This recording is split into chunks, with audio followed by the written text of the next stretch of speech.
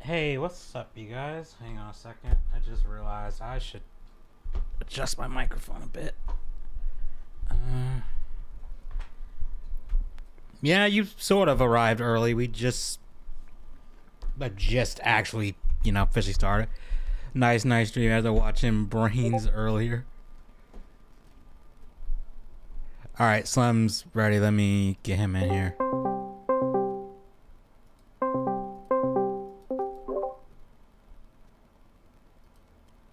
All right, mic check. Can you guys hear Slim? Embrace the Irwin, yo! Reject Slim, embrace Irwin.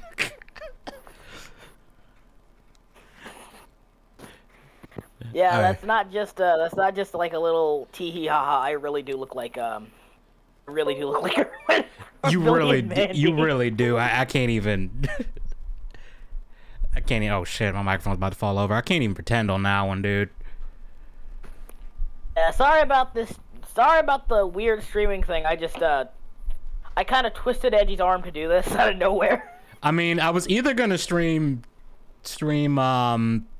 tonight or tomorrow, so since You can swim. You must understand. I was abused as a child actor, and I grew up into a strapping young man. I never got to clap Mandy's cheeks, but you know what? It was still worth it. I found myself in those years. What the fuck? Oh no, my PNG tube avatar broke. I think. Oh no, there it is. Okay. What the fuck? Okay. Lieutenant Edgy ain't got no legs. Got no okay, legs. I'm sorry. Nah, you good. Okay, so Celeb told me about this Chris Stuckman review of Madam Web. I have not seen this movie. I am not going to see this movie. Yeah. Just complete cards on the table. To be fair, like, the reason we can actually do this is because apparently it's not really a review of the movie. So technically we don't have to watch the movie either. Oh. He also likes role-playing a character named Dr. Tong who floats. I think you're talking about a different... Wait a minute. Are you talking about that weird priest guy? Hold up. I guarantee you that's a different person, dude. Yeah, it is. He's okay, yeah, he says, I was wondering if you were going to do a deep dive on Randall B. Gills. He's a fake. Yeah, I heard about that guy. I've kind of thought about it. Why is there a line left screen? That's a weird... I don't know what to call it. Quirk with, like, the PNG avatar thing. It just does that. I don't... Fuck, that's not on it. It does that, and I think it's because the monitor I have the window for it up on is smaller than the window for my computer. Like, it's a different resolution. So like I just dragged it to my main screen, and now it's too big. So let me see if I can resize it. I think that'll get rid of it. Garth Lasagna, TikTok, and Priest. Yeah, like, you're guaranteed to, like, be diddling kids. Like, yeah, dude lied about being a first of all, I don't even think he pretended to be a priest, and he also pretended to be a cop and in the military, so real piece of work on that guy. Hang on, Disney usually do a hostile takeover of Sony, like Mickey walking into Sony doing music starts playing. Nah. Disney sucks too. Especially if you've heard about the diversity and inclusion shit they were doing, where they were deliberately targeting like veteran animators for having to be white dudes. Will the Chill Chamber ever do a ranking of one of these days for movies? On Honestly, my channel, we might be doing a ranking soon, but I don't know about on here. I kind of thought about doing like a ranking for like the Resident Evil games I've played all the way through. Don't accidentally open your code folder.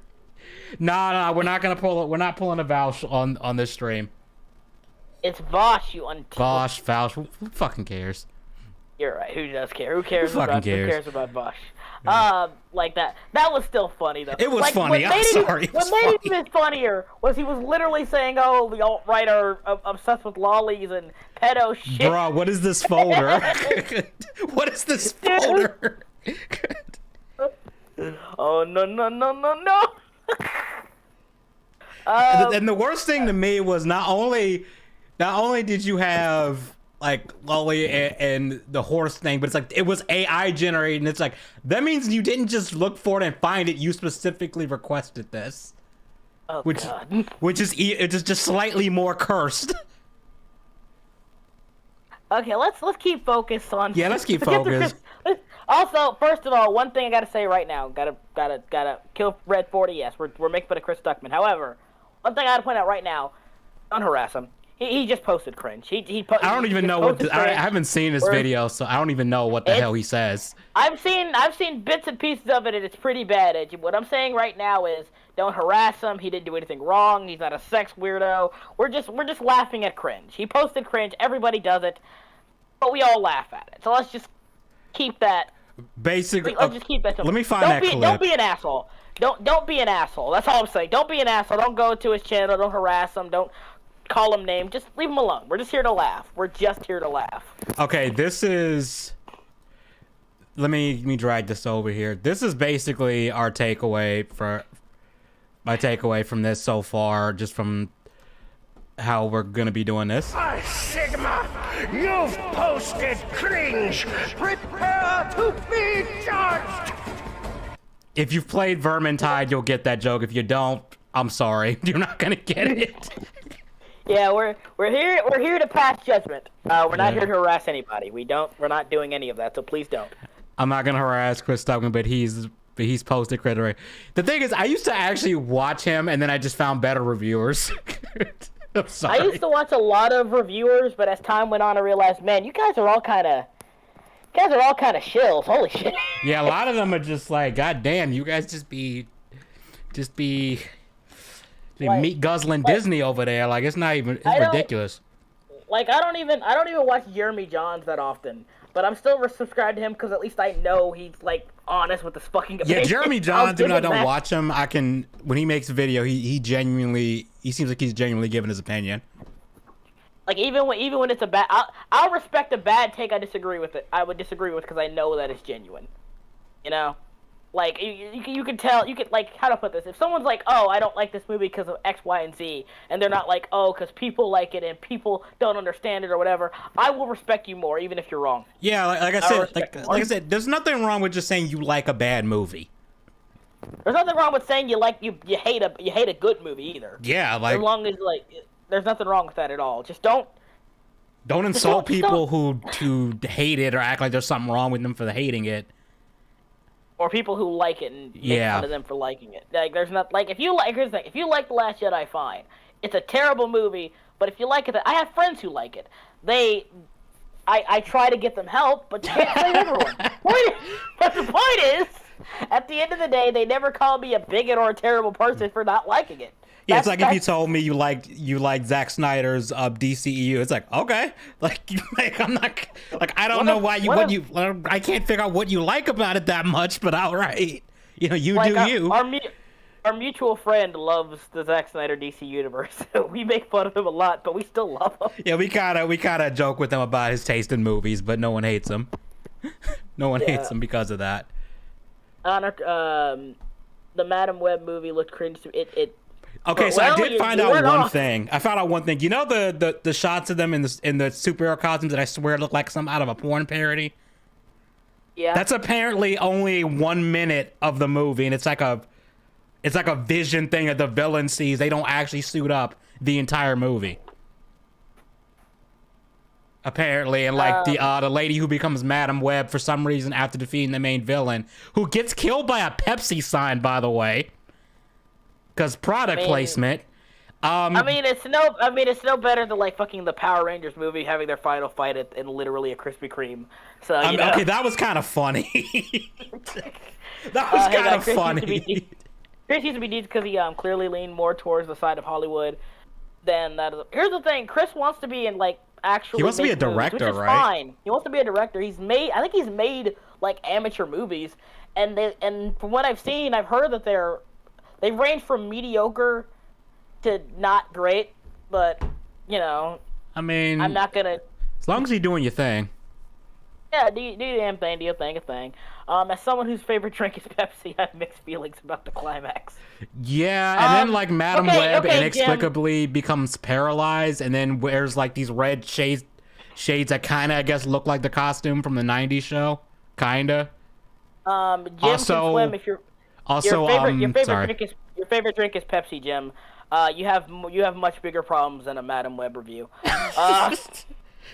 Also, apparently, Uncle Ben is in this movie along with Peter's mom, and she gives birth to a kid that's implied to be Peter, but because they don't have the rights to that, they can't acknowledge that it's Peter. What? Wait, are they? I was about to say, are they gonna do like the Ultimate Spider-Man thing where it turns out that Aunt May slept with Uncle Ben and Peter's dad, and she's like Peter's actual mother? I was like, no. I hope no, not, because no. Aunt May isn't mentioned by name, but they talk to Uncle Ben, and he mentions that he's seeing someone, and it's kind of implied that it's supposed to be Aunt May. So I don't know where they were going with that. Also, the reverse Spider-Man slogan, yeah. Speaking of Power Rangers, rip Jason David Frank, yeah. Yeah. Our mutual friend was also a big Power Rangers fan, and he loved Jason David Frank. Like, we were talking at one point, and he said if I could have one celebrity at my funeral, at my wedding, I would get Jason David Frank. Damn. Yeah. Also, last little segment. I'm tired of Spider-Man stuff. I just want one Spider-Man. Can I just have one Spider-Man? Does everything have? Do I need 12 different Spider-Man? Yes, you need 12 different ones. You need a multiverse. You need a multiverse for that multiverse. You need alternate timelines.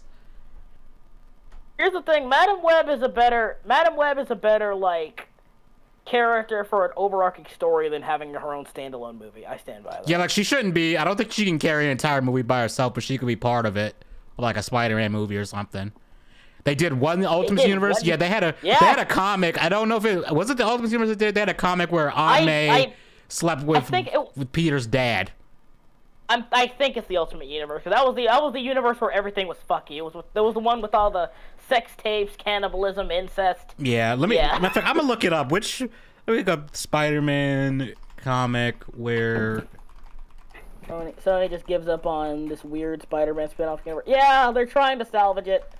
Let's go back to the '80s Spider-Man where it was just one dude. Across the Spider-Verse made it work. So now we need. Here's the thing: Spider-Verse was just a good movie.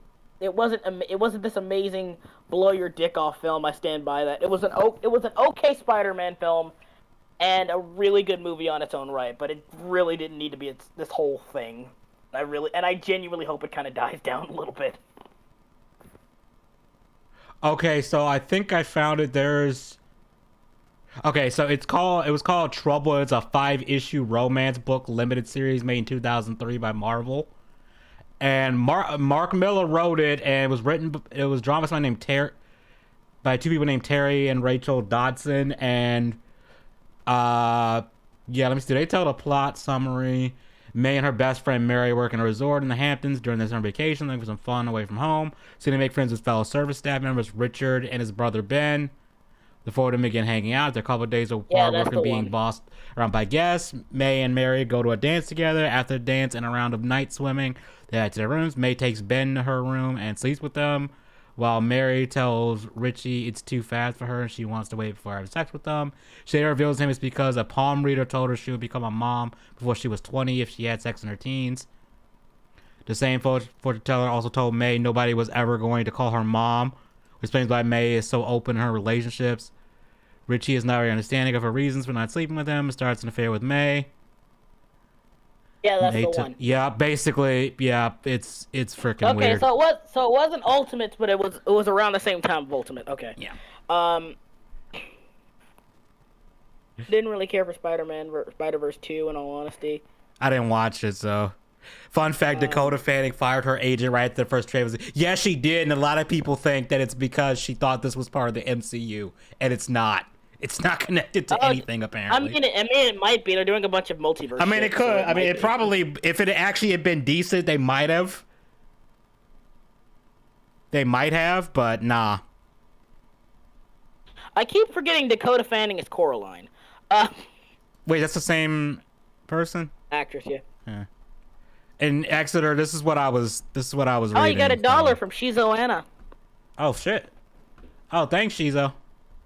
Oh, I think it's Schizo. I think it's Schizo Anna. Oh, my bad. Close enough. Close enough.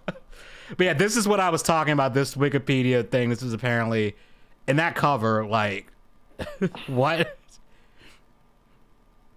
Yeah, you know, I'm just gonna put the link to this comic in the chat if someone wants, if you think I'm making this shit up.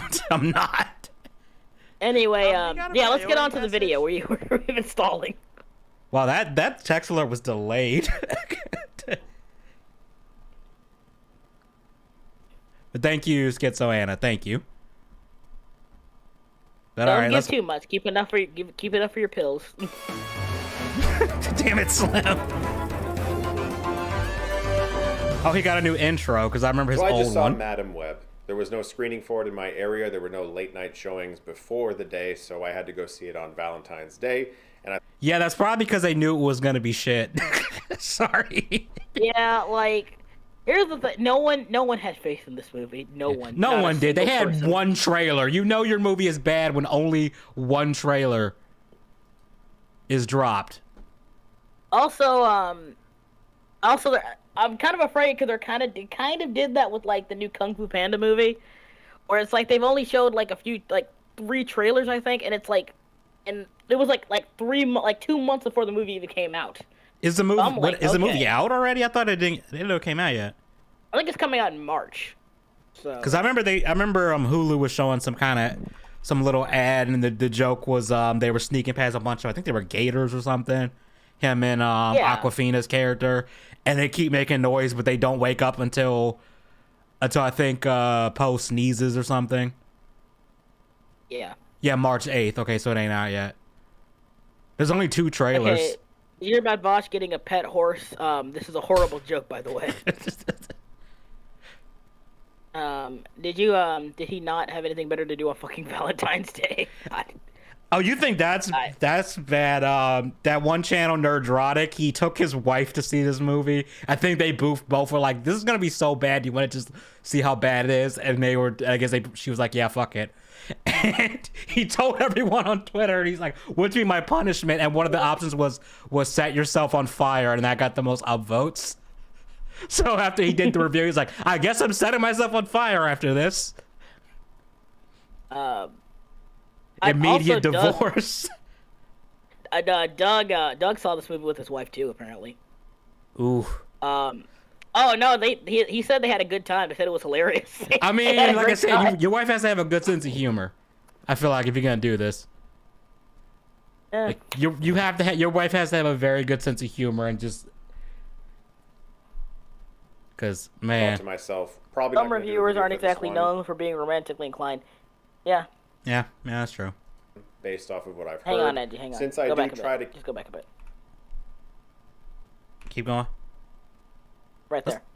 There were no late night showings before the day, so I had to go see it on Valentine's Day. And I thought to myself, probably not going to do a video for this one based off of what I've heard.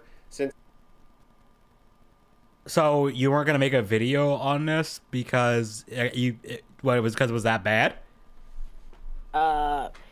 It gets better, Ed, you know. Because that sounds like the perfect reason to do that. Because like before I did my Dylan Thomas video, do you know what my most popular video was? What? It was hold on, I'm gonna go find it. It was the Last Jedi video, wasn't it? Yeah, it was a completely. Oh wait, did I private that one? Why can't I find it in my search? Hold up, did I? It was I think it was like a 40-minute unhinged rant about Last Jedi. Because I did it the day after I saw the movie. Because originally I was going to do it the night I came back from seeing it, because I was legit. This is one of the few movies that has actually legitimately pissed me off. To the point where I almost wanted to just leave the theater.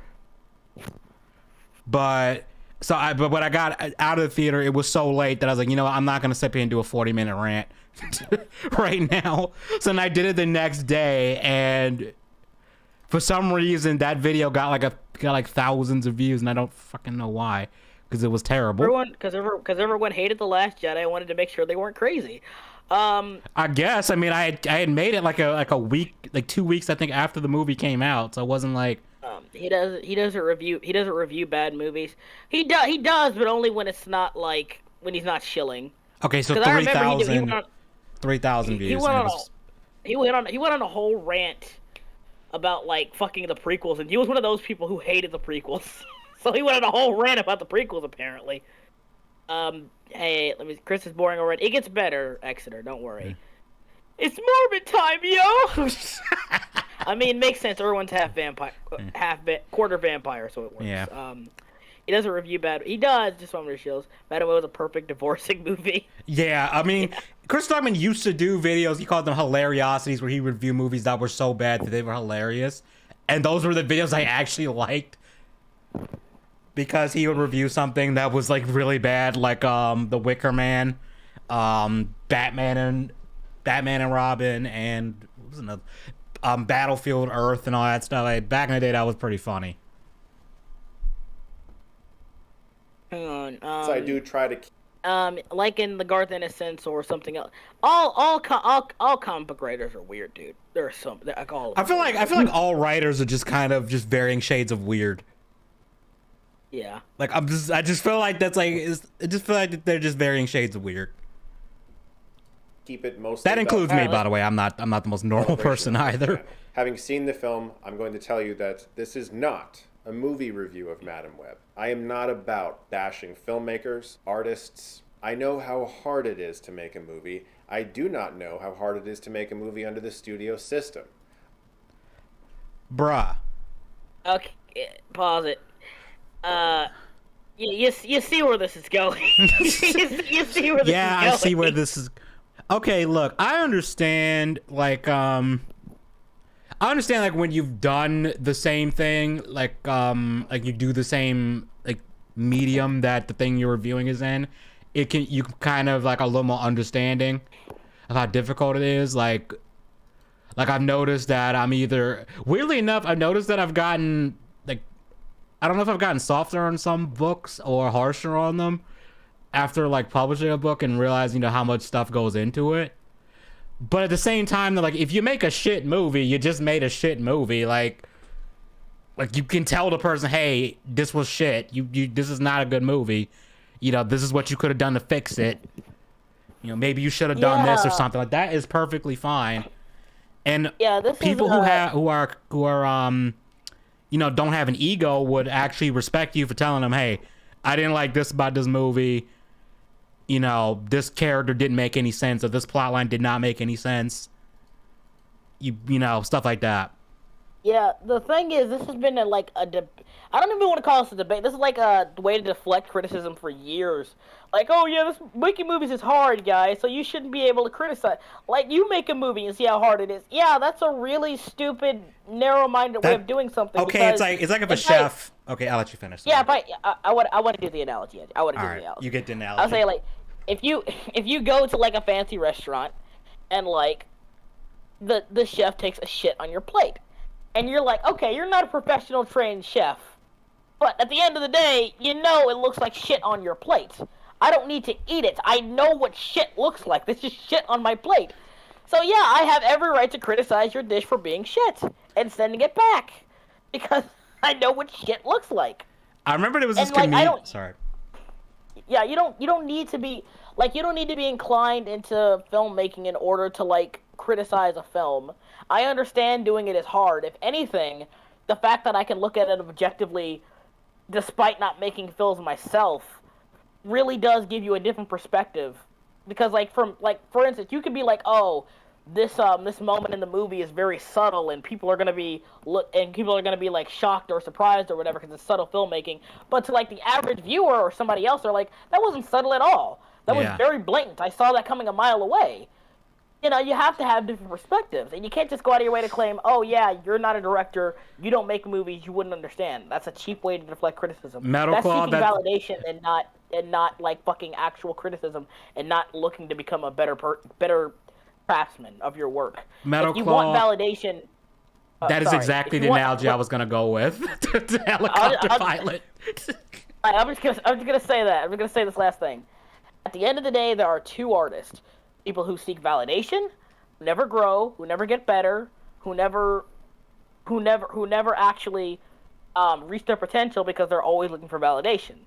And there are artists who seek criticism, people who do want to get better, people who do want to grow, people who do get better over time. If you want validation, all the time, you're not going to become a better artist. Yeah, you're in not. any field. Whether it be cooking, whether it be painting, whether it be animating, whether it be making movies, you are not going to become better. If you seek criticism, you will become better. You work on what you're getting criticized for, you will become better. You will become a better artist, whatever medium you so wish to choose. That's all it is. And I also really hate this argument so fucking much. And also, I mean, like, the other thing is, okay. Chef is thinking outside the box. Yeah, the chef is thinking outside the box. Calling 911 if a chef does that, yeah. I mean, yeah, you should. You definitely should. But the other thing to me with this argument is it's just like, okay, like, the only way this would work is if you say like, oh, you should have done this, that'd have been easy, and then a person is like, you realize how hard that would be to do that. You say something ridiculous like, oh, I don't know. Excuse me, Edge, I'll be right Yeah. back. Right back. I'm trying to think of a good analogy. It's like,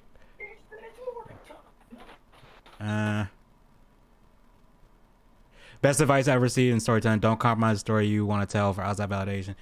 Yeah, like that's kind of the balancing act, though, because someone's like, I mean, well, okay, if you say validation, I guess you're not including like criticism, but I guess it can depend. I guess depending on how you want to look at it, I guess it can be like that. But yeah, the thing is, like, you have to also if 50 people are telling you this character's fucking annoying, like, maybe you should tone the character down a bit. Like, if one person says it, that might not be a big deal, especially if you have like 40 other people telling you no, the character's fine. But if 50 people are telling you, hey, this character's annoying, you should probably change the character. Okay. It might be a good idea to tone down the character. Pee, actually. Close, but no cigar. Well, it's like eating food and the chef thinks you can't critique their nasty patty unless you're a fracker. Yeah, it's dumb. It's so dumb. It's dumb. The only time that argument makes sense is if you're trying to say something technical and you got it horribly wrong. Then someone can be like, you've never made a movie or something. I don't know. I'm trying to think of a scenario where this argument would make any kind of sense. Yeah. Also, the pause frame on this. Gordon Ramsay made a career off of criticizing bad hotels and restaurants. Yeah. Yeah, Gordon Ramsay is a great example because, like, Gordon Ramsay once got criticized so bad by Marco Pierre White that he cried at one point. And here's the thing. Gordon Ramsay and Marco Pierre White is like Gordon Ramsay's master, right? Yeah, he's his mentor, right? Yeah, the funny thing is, a lot of people think he's like a lot older than Ramsay. No, they're about the same age. Oh, really? I thought he was older. He's like 2 years. He's like 2 years older than Ramsay. Bro, I thought he was like 10 years older than Ramsay. Shit. Imagine somebody just the same age as you calling you out. Yeah, I mean, it happens. You know the scariest part of Marco Pierre White, though? Unlike Gordon Ramsay, who, yeah, it is kind of an act, a bit he plays up, Marco never He's gets serious. angry. He's always serious, but he's never angry. He's like a serial killer. It's kind of crazy. Yeah, he has that, like, if he's angry, he's got that, like, focused anger that's, like, way more terrifying, because it's like he might actually do something. Calm anger is scarier than obvious anger. Yeah, because obvious anger, like, you're kind of letting it out. Alright. The John Doe of restaurant stuff. It's funny because he retired years ago. He does not cook professionally anymore. And he just kind of shows up. He's just kind of chilling. Chilling. Marco also serves his food. Again, Marco doesn't cook anymore, so he does. I think it's okay. It's fine. It's fine. All right, let's get on with this non-review. Yeah, let's get on with a non-review here. I was able to make an indie film without a giant corporation breathing down my neck, which is not the privilege that S.J. Clarkson had when she directed Madam Web under Sony, which I can only imagine was monumentally difficult. This is not going to be a video about Madam Web and telling you whether or not you should see Madam Web. There are Okay, Paul. Okay, so look, I get you can argue that okay, the director was being told studio interference. That unfortunately happens. At the end of the day, though, if it's a bad film, it's a bad film. Like it sucks it sucks, but like Alien 3, for example, the king of studio interference. It was so bad that the director, and I'm drawing a blank on his name, and even I should know his name, David Fincher, disowned the film because the studio was breathing down his neck so much. They were like rewriting the script as he came in to shoot and stuff. So he never felt like he had made a definitive version of the movie. Oh, like there was like a lot of stuff. Like Ripley was never supposed to come back. Yeah, originally they didn't want Ripley back or something like that. Yeah, it was a lot of bullshit. But like, here's the thing. No. The king of studio interference is the movie Cool World by Ralph Bakshi. That too. And the thing about this one is, I think this was worse because A, it was an original movie from the get-go, and B, and I think this is very important. B, it was like the first movie that Ralph Bakshi made that was like meant to be somewhat mainstream. He had a lot of mainstream actors on there. I think Matt Damon, Kate Basinger, a lot of mainstream celebrities were on it. And the final one is, it wasn't even like they changed the script as he went along. He literally gave them the script, and when he came in to finally start shooting the movie, which was half animated and half live action, mind you, the entire script was different. The entire script was different. Yeah, that's pretty bad. Not a single thing he put in the script stayed. Not a single thing. It's a shame because like Cool World's got a cool style, but like like I would rather have like the cartoon serial killer thing. That was a cool idea. Yeah, an interesting idea. I told every time I hear Cool World, I think of Jamaican boss. And Metal Claw, you're right. If the movie is bad for studio interference, shouldn't you still criticize the show how the studio interference is bad? Yeah, exactly. Like you can still point out that the movie was shit because of these things that the studio mandated. Hell, the Silent Hill movie, one of the main criticisms of that was that Sean Bean's character doesn't add much to the movie, and the reason why he's even in the movie as much as he is because the producers wanted to have a male character in the movie, because for some reason they didn't think that the lady who was the mom looking for a daughter was compelling enough. Like that was studio mandated, and that was the worst part of that film, in my opinion. That's funny because I would think it was because it's Sean fucking Bean. You want him in your movie as long as you fucking can. I don't even think Sean Bean was casted at this point. I don't think the cast was that locked in yet, so he might not have even been the one they hired. Speaking of actually, his Lord of the Rings film was screwed by bad mark. Actually, no. Believe it or not, the Lord of the Rings film did pretty damn well. It did pretty well at the box office. It got a pretty good following. The only problem with it was, the main problem with the Lord of the Rings is like before like Star Wars and Back to the Future and all those movies were a thing. There was never really trilogies of movies. There was never really a part 1, part 2. That was never really a thing in movies. Right. You could even argue like that was I wouldn't say it's the first time that happened in films, but I think it was like one of the bigger examples. So basically, despite it doing pretty well and people wanting like a continuation, people just didn't expect it to be a part 1. They were like, what do you mean part 1? I gotta come back here? Months in it? Are you kidding me? So like, yeah, that's kind of like, and not to mention like Ralph Bakshi had problems with the studio, and like some of the actors couldn't come back. Some of them died, I think. That complicates things. That complicates. So he just decided to drop the project altogether, which is a shame. Yeah. Also, Burning X, Sean wasn't even the lead in the sequel. Really, it was the daughter, like, who was really the main character. But yeah, pretty much.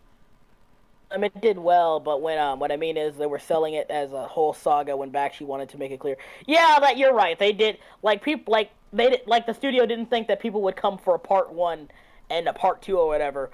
Yeah, Bakshi did say numerous times he wanted to promote it as part 1.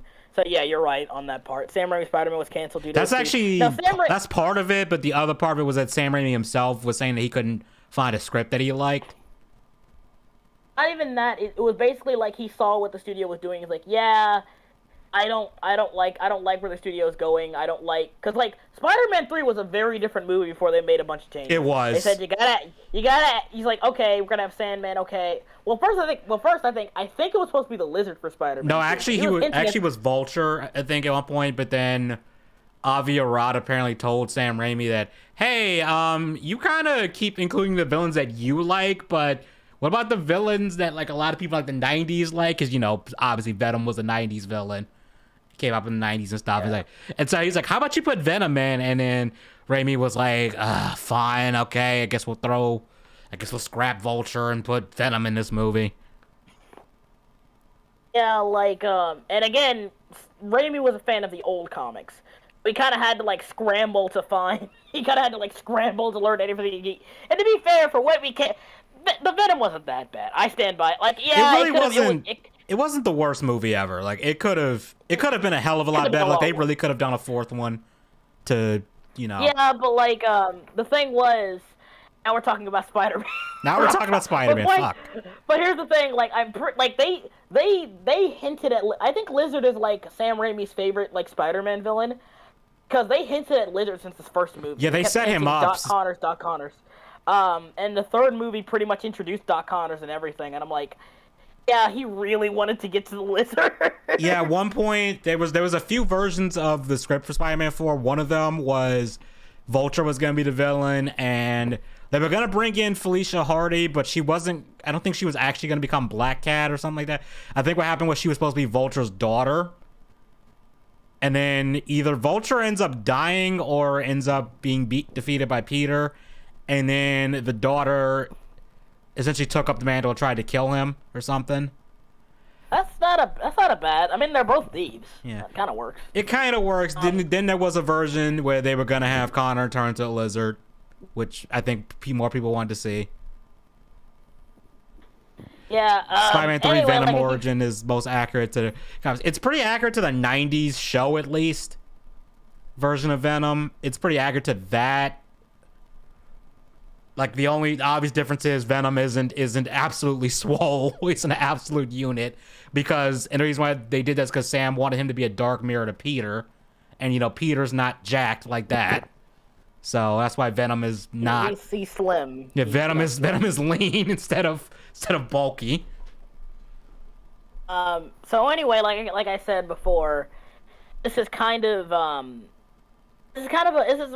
really bad take. You can't just say, oh, like, by that logic, you can't criticize any film, because you could always boil it down to, oh, I can't criticize it because, you know, all the bad stuff is because of the studio. It's because the executives, it's the executives got in control. Like, no, I'm pretty sure... Yeah, or you had like, 4 writers on the project or something. It's pretty standard for a lot of films, I mean, that is standard. Yeah, they have, like, at least 2 or 3 writers. So, like, yeah, like, here's the thing, like... No, you can't say that, because, like, at the end of the day, like, if there's bad direction, if there's bad camera work, if there's bad actors, if there's bad scripts, if there's bad effects, I'm sorry, you can't blame all that on the executives. I'm sorry. Yeah, like, one movie... I get that they're a more acceptable target. I get that. I understand that. Don't get me wrong, executives aren't exempt. I'm not saying that they're not... Yeah, they're not. I'm not saying... I'm not cocksucking studios here. I'm saying, like, you can't blame them for everything. That seems like a cop-out. That seems like a cop-out to stop you from talking about the bad parts of a movie. I mean, looking at the execs, you ain't off the hook either. You don't get comfortable. Slim Daddy Vim, yeah. But, like, one movie that I like that is flawed as hell, but I like, is the prequel to John Carpenter's The Thing. And the thing that everybody harps on is that the CGI looks terrible. And it does, because the studio decided last minute to, hey, you know all those practical effects you did that you then touched up with CGI to try and pay homage to the original film that looked fucking great, at least from what I've seen the test footage? Yeah, we don't like that. CGI the whole thing. And then only give, like, the effects team, like, less time than they needed to actually pull that off. Yeah, it was in 2011, I think, the Thing prequel. Hold on, let me look it up. Wait, it was a Thing prequel to the original or the John Carpenter? The John Carpenter one was a prequel to the John Carpenter one. It was basically saying, okay. You know how in the original movie they go to the Norwegian base and then, like, that's where they find that weird 2-headed thing and all that? Yeah. This movie was supposed to basically be what happened at that base. It doesn't quite line up 100% because there's some things in the original movie that the prequel contradicts, but it mostly matches up in a way that's 2011. Okay, call damn. it the John Carpenter movie because the original movie of the thing is actually really good. Even John Carpenter admitted the original film from I think it was the 30s, 40s. Something like that. Was better than his. I don't know if it was better. I don't know if I'd say it was better than John's because John's is more accurate to the book. I'll say book to the short story. Yeah. Behind the scenes story is way more interesting than the actual crappy movie. Yeah. Prequel was lazy and useless. It's just say, hey, the dog came from a base. Boom. Done. Yeah. I mean, they tied in the dog at the end, but the movie itself was okay, this is how they found the ship in the first place. You know, this is what happened when it broke out of the ice, all that kind of stuff. It's not as good as the original John Carpenter one, obviously, but I thought it was okay. It was like a 7 out of 10. It was fine. It's better than for one. I like that they didn't just reboot the thing like they could have done. Clearly the director at least was he liked the John Carpenter one enough to respect it. But yeah, it's unfortunate. Like I said, the studio fucked it up. But again, the effects were terrible. Even someone who liked the movie gotta admit they fucked up with the effects. I don't know what the hell they were thinking with that. The fire scenes in the 50s film was pretty good. I think that was I think that at the time held the record for the longest burn on a film at that point. I don't quote me on that. Those are some weird fucking records. It is. But there's even a canceled TV series from Sci-Fi that dealt with Soviet Union students going back to the area and first. Yeah, they were gonna do that. Hot take accuracy of social media doesn't always make it better. Movie, there were 2 shiny adaptations. Which one does everyone talk about? True. That is true. That necessarily. I mean, I prefer if you're gonna adapt something, try to be as accurate as possible. Obviously, there are things that are gonna have to be changed or cut for time. In the original Shining short story, you know that scene where Jack's running around with an axe. That doesn't happen, does it? It happens, but it's a croquet mallet. Yeah, I think an axe works a little bit better on the menace department. All right, let's get through this. Let's talk about Chris. On this platform, as well as a website dedicated to aggregating reviews and giving it a number that's going to inform you of that, and you can choose to listen to those voices if you want. The information is out there. What I am compelled to make a video about is something that I heard pretty much every writer, some directors, and most actors bashing last year, and that is movie studios. But before we go any further, I do need... Oh my god, he's got the fucking BetterHelp thing. Let me skip through that shit. No one wants to hear that. Our friend Wayward was really deep into Black Cauldron for some fucking reason, and he pointed out all the inaccuracies of the Disney film. And I was like, I've never seen a person this infatuated with the Black Cauldron in any capacity. That was BetterHelp. BetterHelp is some therapy thing that got busted, I think, a few years ago, because it was kind of it was basically you could phone a therapist, but the thing is, there was no guarantee the people you contacted were actually therapists. So yeah, there were a lot of quote unquote volunteers. Yeah. Not to mention there was some other shady shit going on. Yeah, it's one of those shady YouTube sponsors that BetterHelp sponsors almost as bad as Raid Shadow Legends. No. I will say this. Raid did help out a lot of creators who were struggling during the apocalypse. And to be fair, as far as I can tell, the only thing about Raid that's kind of, I wouldn't even say iffy, but kind of a pain in the ass is you have to be really restrictive on what you can say about it. You can't you can't make jokes or anything like that. You gotta just say you just say the line on the paper or whatever, and that's it. They pay people well apparently, so I'm not even gonna give Raid crap. I'm not even. It's your boy Raid Shadow Legends. That's a God, I can kind of do a Scottish accent. Hang on. Now I'm laughing. I can't do it. Hang on. I can only do Sean Connery for some reason. I can only do Sean Connery's voice. It's your boy, Raid Shadow Legends. Yes! Moneypenny tells me about that game all the time. That Raid Shadow is Legends. More annoying than bad. Yeah, but they got some baddies on there. They got some nice baddie. I'll give them that. I just remember that they were advertised. They had a character based off Ronda Rousey for some reason. It's just like what? What the fuck? Connect with the therapist. I mean, Once it's again, cool. that link Like is I said, they're not betterhelp.com/Chris sketchy or anything like that, Stuckman. so it's fine. I mean, they're just fine, typical guys. mobile game stuff. Yeah, Sean Connery entered the stream from beyond the Imagine grave. going on better. Yes. Imagine going on BetterHelp and saying, "Oh yeah, I watched the Chris Stuckman video, and I really thought he could help turn my life around." No. You say I watched the Chris Stuckman video and I need a therapist right now because of the video. To BetterHelp for Sir, sponsoring you're this beyond video. In case of help. Madam Web, Yep. this movie I was put suggest out by I suggest a gun. That's the quickest way to get it Yeah. over with. I'm sorry. I'm sorry. That was a bad taste. Rewind it. I missed that part. Hang on. Rewind. He back didn't. to I don't the think he really said anything. and see if it helps you. Once again, that link is betterhelp.com/Chris Stuckman.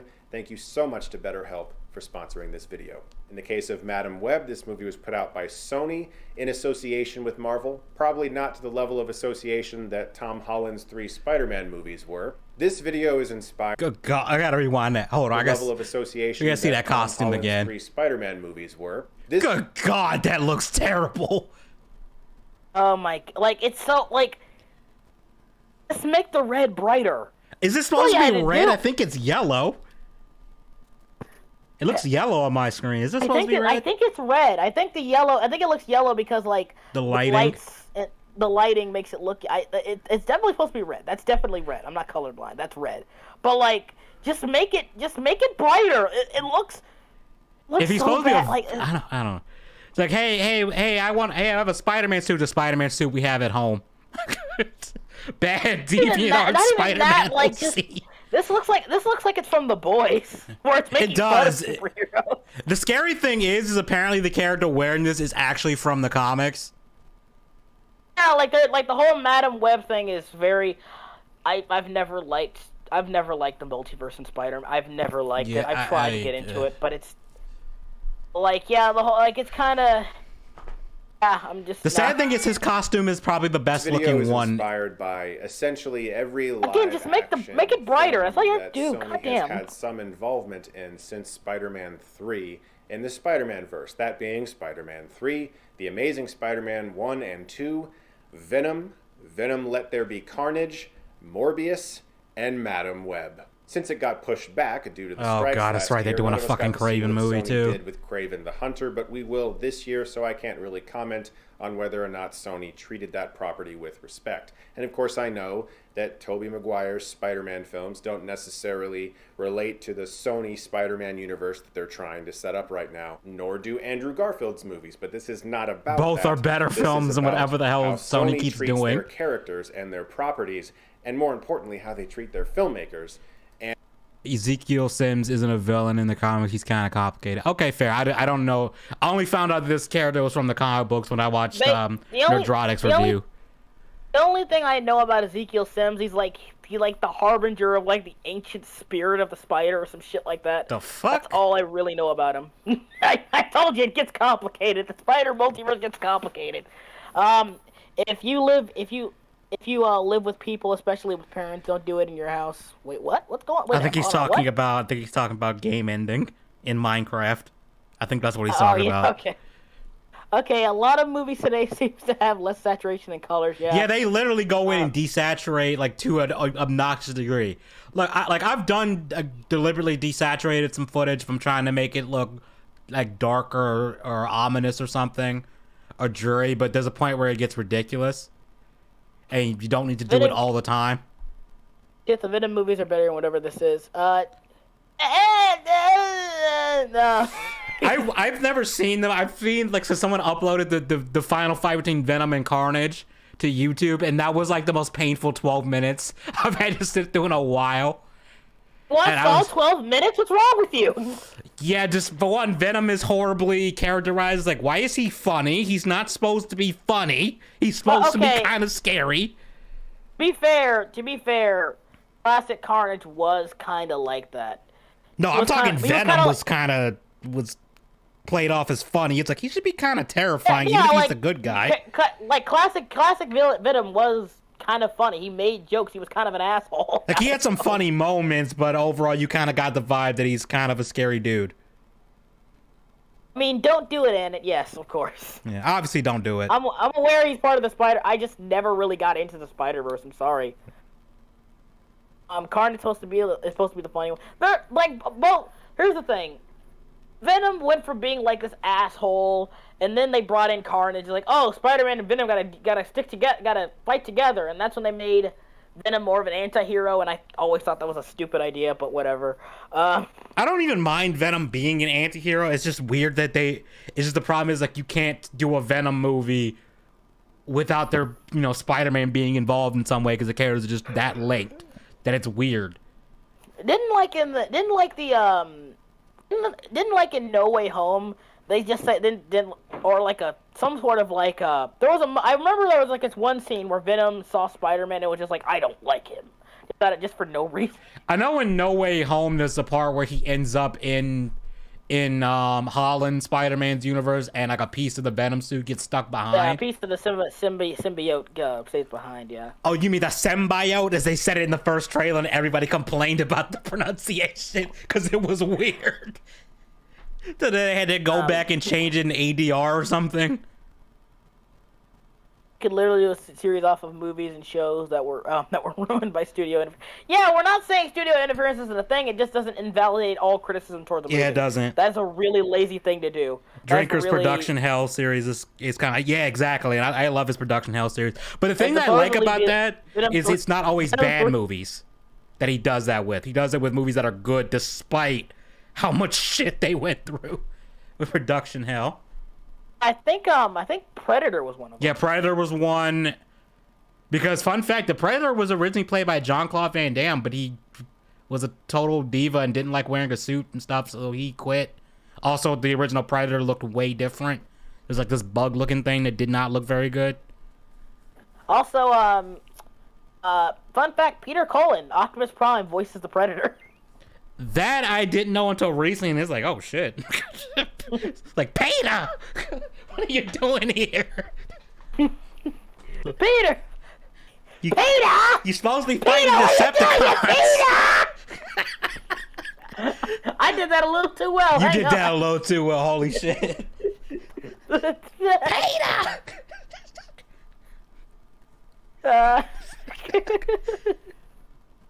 Peter Cullen will do anything as long as you give him a sandwich. Shit. Peter Cullen, I promise you this. From what I can tell, I'm not even a Transformers fan, and I can tell you this. Peter Cullen will voice Optimus Prime till he literally can't do anything anymore. Him and Frank Welker. Frank Welker will voice Megatron as some random Decepticon until the day he dies. Like, both of them are goated for life and beyond. Yeah, okay, Erwin Blackthorne wants to hear me say Batchy Balls in Lois' voice. Hang on. I'm laughing now, so I can't do it. Batchy Balls! She's only said that like twice in the show, and one time is relatively recently, which is weird. Like literally 20 years apart. Wow. Original Predator was also played by Jean-Claude Van Damme. We just said that. I will give Peter this. He still voices Optimus Prime because he still loves voice. Yeah, he does. I heard he based it like off of his brother or something. Oh, that I didn't know. I think his brother gave him advice or something on how to play the character. I think I remember hearing something about that. It's something like that. I don't know. Like I said, I'm not a big Transformers guy. One of the funniest things I learned recently is you remember in Revenge of the Fallen when Megatron and him are fighting in the forest and Optimus out of nowhere starts trash talking Megatron? That wasn't in the script. That was Peter Cullen because Peter Cullen was legit mad that Megatron called him weak after having to have his two buddies join in to fight Optimus. And he's like, nah, Optimus got to get some trash talking before that.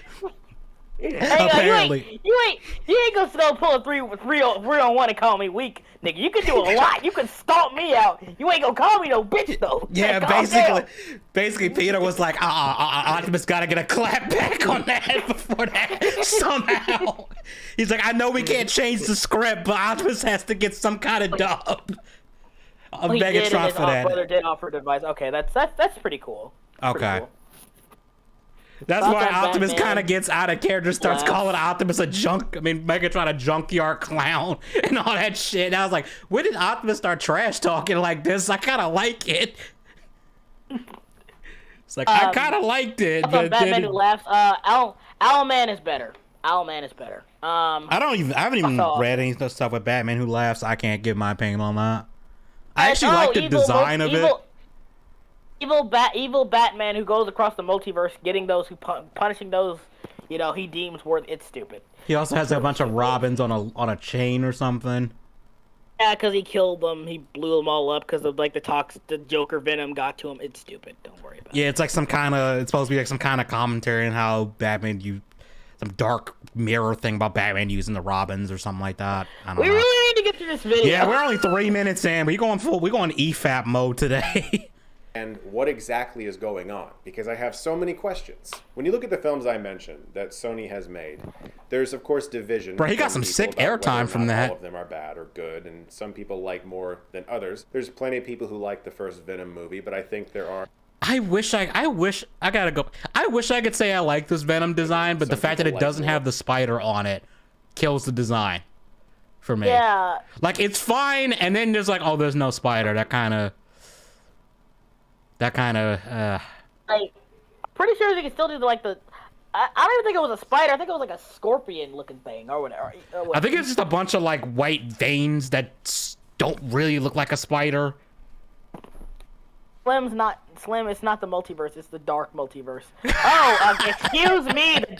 The dark fucking multiverse. Woo fucking who?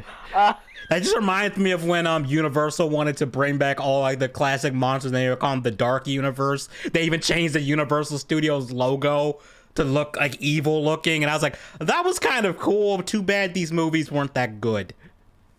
Oh no, you don't understand. There was only one dark universe movie. There was technically two. One of them kind of got retconned into it, and that was Dracula Untold, which I actually kind of liked. The only thing I didn't like about it was Dracula was so overpowered. Dracula Untold into the movie? Yeah, because originally he wasn't, because originally the movie script didn't have him wake up in present day. Like, because in the movie that we got, he wakes up in present day after he basically Dracula's whole thing was he was just trying to protect his wife and his kid, and then the kid gets kidnapped by the Turk Sultan guy or whatever, and the whole thing was he was granted vampire powers, but the thing was it would go away after I think 3 days or something, but if he drank blood he would be permanently a vampire. And it was like on the 3rd day, and the wife gets killed and the son gets captured, so the wife's like, dude, just drink my blood, man, you gotta save her son. And he does that. What the Dark Universe concept reminds you of? What? They tried to adapt the League of Extraordinary Gentlemen movie. It's basically kind of in that same vein. Also didn't do very good. Also, funny thing about that, I watched the movie when it came out in like 2013. I was still like, so I watched the movie. I was like, okay, that was kind of bad. Then I read the book and I'm like, oh, how are they gonna adapt this? Like, this is wow. Edgy, do you know what happens in the books? And I'm sorry, we talking about the League of Extraordinary Gentlemen? The comic books, yeah, by Alan Moore. No, what happens? There's a scene where Mr. Hyde he rapes the Invisible Man. Oh shit. He like no joke. He just and like it's not and like after he does it, he comes back in the room. He goes back in the room with like the Captain Nemo and stuff like that. Like suddenly all the blood around him is turned visible. So he didn't just rape him. He kind of brutally slaughtered him too. We don't know what actually happened to him. Pretty fucked. It's pretty fucked. Yeah. Don't remind me, Slim, that movie was awful. Yeah. But I don't know how you were gonna get that in the movie. Burning. You're right. Dracula Untold. It was because I think it's because the reviews they kind of quietly were like, no, we're not gonna use this to launch. We'll wait on Tom Cruise's The Mummy, which I saw. I rented that at one point. I was like somewhere because it was all like I don't even say rent. It was like a stream service thing, And I remember I couldn't figure out what the hell I was supposed to feel about the movie because there were scenes where it was kind of trying to be creepy, but then it would get undercut by something funny, and I'm 50-50 if it was intentional or not. Because there's a part where Tom Cruise runs at the mummy chick, right? Like it's supposed to be, final showdown time, whatever. And she bitch slaps him so hard, he face plants into the concrete, and the music completely drops out. And I'm like, am I supposed to find that funny? Because it is fucking hilarious that she just bitch slapped him like that. Which is a shame because like the actual mummy in the movie looked. Not only was she hot, she looked good. Like the costume was good. The whole like her eyes separating thing into separate irises was really cool. And when she was in actually looked undead, like rotten, like decrepit mummy form, she looked pretty damn creepy. Yeah, it was a cool idea. Like, why not make the whole movie about her? Yeah, and then they decided for some reason they got their Egyptian mythology horribly wrong because they made Set the Lord of the Dead, which he's not. That's Osiris, first of all. Yeah. Like, yes, Set is kind of like the Egyptian devil, but he was not the Lord of the Dead, though. He was the desert. Get it? I mean, Sept is more like the guy who was, like, angry at Ra.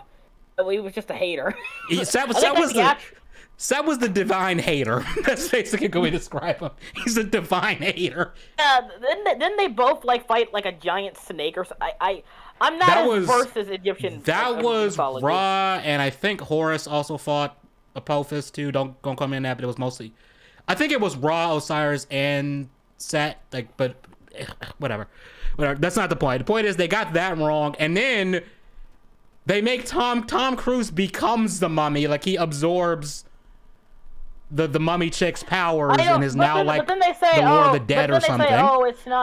It's not actually the mummy's power. It's the power of Sept. So he becomes like he becomes the new host of the God of the Dead. So is he the mummy or is he the God of the Dead? Is he like the avatar of Set or something? That's actually kind of badass. That's kind of badass if it was his own thing. I ain't gonna lie, but.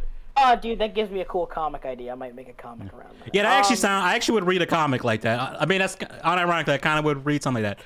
From what I understand, the Brendan Fraser movies are in the same universe as the Tom Cruise film because the Book of the Dead appears in the film. Yeah, I think that's like an Easter egg that it's there.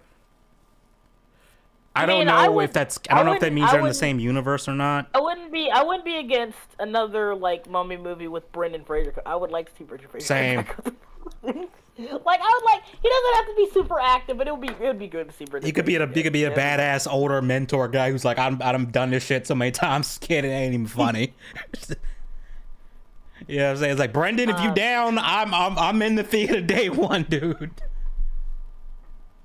You can tell, like, for instance, that's a movie you can tell they were having fun. Effort and not the Brendan Fraser movie, it's the Tom Cruise movie. Oh, the Tom Cruise. But okay. That was a movie you could tell there were some cool ideas, there were some interesting concepts, but they were just trying to be everything else, and you could tell that was the studio telling them to do that. Apparently, it wasn't just the studio, because like the director they hired was kind of a newbie, and Tom Cruise just started taking over stuff and like directing scenes and like rewriting the script and stuff. So it was a complete clusterfuck. Apparently. I think Fraser would say if Mummy 4 did happen, he'd be there. Yeah, like Brendan Fraser is a giant teddy bear. He's a giant teddy bear. Brendan Fraser is a genuinely really cool dude. Yeah. And I like The Mummy 1999. People say it's a bad movie. It's not meant to be high art. It's a fun popcorn movie. Fuck you. Yeah, it's entertaining. It's fun. I even like the second one. Even I think the second one was, people don't like the second one as much. Like I enjoy both of them. Even the Scorpion King spinoff. I was like, I kind of like this movie. I kind of liked how they went for interwar era too. They didn't just make it it's the 90s. Like it's like the 90s. It's like I think it's like the 40s. Yeah. It took place. I was like, so they're kind of going for like an Indiana Jones thing. That's pretty cool. Yeah, I thought it was entertaining. I mean. Yeah. The third one we kind of don't talk about that one. Apparently even Jet Li hated that movie. Like he refused to speak on it if like people asked him about it. Like he just wouldn't say anything. I can't get over Mummy 2 being Dwayne The Rock Johnson's first. No, he's barely in it. He's in it for 5 minutes if that, and most of it is a CGI monster. This is just us talking about movies. This is Yeah. just us talking about movies.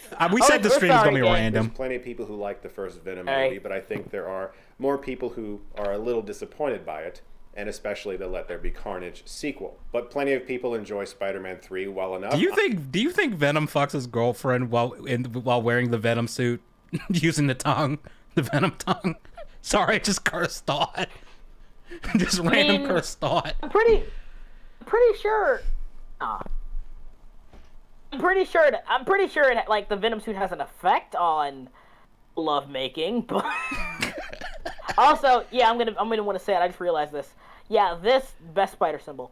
Yeah, Spider symbol. goated. Period. I don't care. It looks cool. It looks. I'm it's one of goated. them. There's a lot of I'm things. The funniest thing to I'm me sorry. though, that like the font they used for the Spider movies, they loved it so much. It was the font for the PS3 like game covers for like Yeah, a long it's time. a fucking cool font. It's a Yeah. cool fucking font.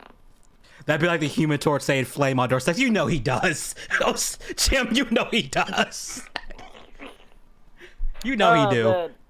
In Chris Spider-Man show, 3 Chris, that I have Chris fun show with, although emotion. it's He just clearly sounds not as good because as he's trying really hard not to say that this movie sucks. He's going on this complete tangent just to say, hey, this movie sucks, but maybe it shouldn't suck. Like, damn, I sometimes think I sound monotone, but dude, you making me sound good. Holy shit. Edgy. I'm gonna be real. I'm gonna talk to you real quick. If you want to know the truth, look up Venom Black Cat X3D. I'm not. Incognito. Yeah, that's gonna have to be an incognito search after stream. VPN search. And there are people who enjoy the Amazing Is that Spider-Man bad? 1 and 2 quite a bit. But I think No, it's not that bad, but still, don't trust incognito. What's wrong with you? if you were to look at a consensus, I'm not gonna lie though, even though we probably gonna shit on Chris's take here, that Spider-Man shirt is actually kind of nice. Oh yeah, it's like I think something like the original thing. Yeah, I think it's like, Run. isn't that from like it's either from like, I don't know which run that's from, but that's nice. I was thinking Craven is that last the time. Craven Noob last time, but I'm Noob wrong. knows. Sony Noob knows. Spider-Man universe movies have not exactly. Yes, I do. Did y'all see Neil Patrick Harris Spider suit? Yeah, on the 3D one. Yeah, I actually really liked it. I didn't. They see had that one. Rob I saw- Zombie as Lizard, which was kind of surprising. I only saw. I saw some of the '90s one, and then I watched all of Spectacular Spider-Man. That's the best one, and then Ultimate Spider-Man with Drake Bell. Saw most of that one. Spectacular Spider-Man is still the best one. I kind of prefer Spider-Man the animated series. That's because I watched a bunch of that as a kid. Yeah, it's fine. But no, we gotta play the infamous scream, because like when you're watching it, when your wife tells you she's watching a Chris Stuckman video.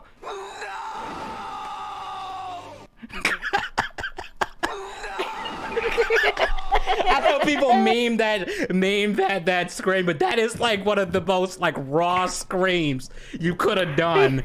And it goes so well with the original scene, even though it's funny out of context as a meme. Yeah, like I love how like he sounds genuinely hurt. God damn. Yeah, most voice actors, you ain't getting them to scream like that. That's not. That is a great fucking scream, yeah. Yeah, it is. It's. Dude was putting in. Dude probably needed a throat lozenge after that shit. All been home runs. I haven't mentioned the animated Spider-Verse film. I remember.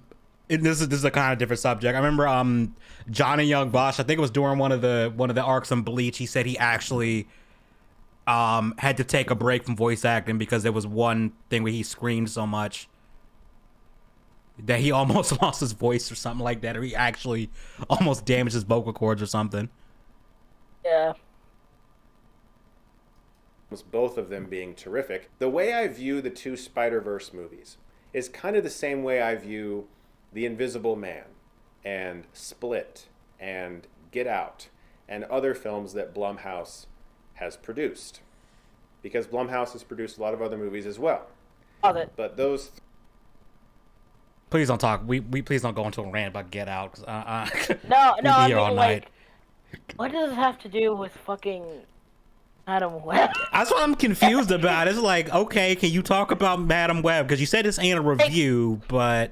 Okay, fine, but like, you're trying to say, oh, here's the relation, what it is to like Sony. I'm like, okay, when are we getting to that? You've gone over 7 other Spider-Man movies, my guy. And the thing is, like, this is all pointless because they've said that this isn't connected to any other Spider-Man film or Spider-Man adjacent film because, you know, Sony can't actually use Spider-Man.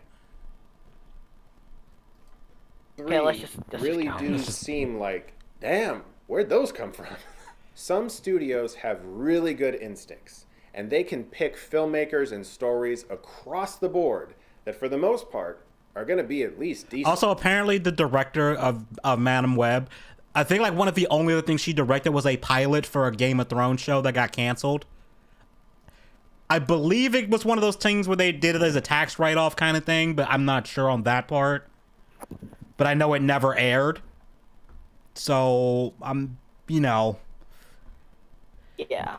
Just not, that kind of makes me question why you'd hire this person. But, I don't know. I look at a studio like I just thought A24. that was interesting. Pretty much most of their movies, if you see a trailer for an A24 film, you can probably bet that it's not going to be terrible. That it. I don't know about that, because some of the shit A24 come out of people tell me are good is ass. Like, didn't A24 make that movie Hereditary that everybody said was good, and then I tried to watch it, and I'm like, this is just kind of boring.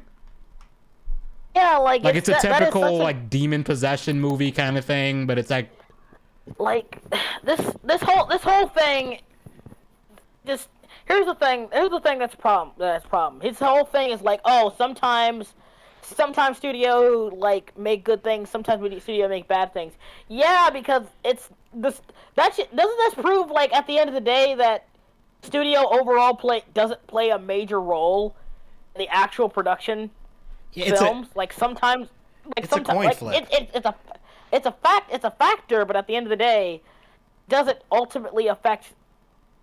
It doesn't affect the skeleton of the film, because you can have like something like studio like what's a good example? Sony Animation, for example. They can make one day they can make Open Season, but then their second movie they ever made was Surf's Up, which was that good. Movie was it was fantastic. It was great. It was. And I'm not saying underrated. that because it has penguins in it. Just for the record, it's good despite of that. In spite of that. Come on, Penguin. Come on, Ed. You got to do it for the culture. Come on. Yeah, true. But yeah, Open Season was pretty bad, but Surf's Up is considered pretty good by everybody. So doesn't it make it clear, like, yeah, at the end of the day, that studio ultimately doesn't play that big of a factor in a film? I do admit, like, sometimes the studio does fuck a film over, but, like, for the most part, most films aren't stagnated by their studio. The studio just gives them money and gives them a set of restrictions, and that's it. And sometimes the studio, like, when they do interfere, I want to make it clear, sometimes studio interference isn't necessarily a bad thing either. Yeah. Like, it doesn't 100% mean, this film is going to be shit because the studio interfered with it. Sometimes the director needs to be reined in. Yeah, like, could you imagine if Bruce Timm was allowed to do whatever he wanted with the Batman show? He wouldn't be. Like, don't get me wrong, I love Bruce Timm, and he is a good writer, but he needs Paul Dini. He needs someone to be there, like, Bruce, no horny, no horny, calm down, Bruce, calm down. Get away from Batgirl, Bruce, get away! Yeah, Bruce. Or get the stick again. Like, don't make me touch the sign. Yeah, but somebody in chat said it best that this whole part is just padding. And we've had 1.5 minutes of sponsorship, and the rest has been padding so far. And like 10 seconds of him saying it's not a review and giving a bullshit excuse for why he's not gonna bash this movie. Like, just take your balls out of your ass and just give it to a straight dude. Jesus Christ. And for the record, like, I can understand saying you only want to review movies that you enjoy. I think that's a fair take, you know. Because a lot of people will review shit that they know they're gonna hate just because it's gonna be entertaining. Because I think it's more entertaining to talk about stuff you dislike. 'Cause if something's good, I'm gonna have less to say about it. Because like, it's just good. Like, I don't know what you want me to say. Like, it's gonna take me a minute to think about it. If it's bad, I'm gonna be like, oh, it's shit because of this reason. The pacing's weird. This scene makes no sense or goes on too long. Blah. You know what I'm saying? You get my point. It's at least going to be decent. and maybe even really good. And I don't feel that way with every single studio. It's like a flip of a coin. You could get one of their best efforts, or you could get another one. Oh my God, Chris, who the hell cares? The filmmaker they're working with, and whether or not they back off and give that filmmaker the freedom they need to tell a cohesive, coherent story. That doesn't mean that every writer is going to be great. 2 of the writers of Madam Web worked on another film in the Sony universe that has been heavily criticized. It's Morbin time. Sorry, I couldn't resist. But When he said that in the movie after slapping Jessica Alba on the ass, I felt that. Mm-hmm. I felt It that. really spoke to me, man. I was in a dark place until that happened. Called Morbius. But sometimes... Fun fact, I was over somebody's house and they rented Morbius and we watched it and we were just so bored the entire time. The only part that was funny was when the actor who played Doctor Who was dancing to some song and it was like the most corniest shit. Like, you could tell they were trying to do the evil Peter thing. Emo Peter dancing thing. You could tell they were trying to do that again and it's like, okay, that was actually funny. You will never be him. Don't even try. Yeah, you will never top Bully Maguire. I'm sorry. Bully Maguire is the most powerful thing in the multiverse. It really is. Hold on, I gotta see if I can. I'm gonna just mute. I gotta mute it though, because You can't mute it because it's James Brown's copyright probably. I'm gonna mute the shit out of it. Because the song is kind of funny too, but like. Exeter, you're wrong, and you've always been wrong. But shit, I can't play it with sound, but it was fucking funny. Just because it's so random. Like, it makes sense with his character because he was sick the whole film and stuff. He's like, oh, I can actually move around and do shit now. But Yeah. it's just funny. It's just funny. Especially when he does that, he just does the monster face. I'm not gonna play the whole thing, but you get, because it's not as funny without the sound. Looks like a Snapchat filter. It does. Matt Smith didn't care anymore. I've learned, and what I've The experienced... other thing that annoyed the shit out of me with Morbius is they kept having that weird, like, wispy effect on them, so it made it hard to follow what they were doing in terms of when they were fighting and stuff.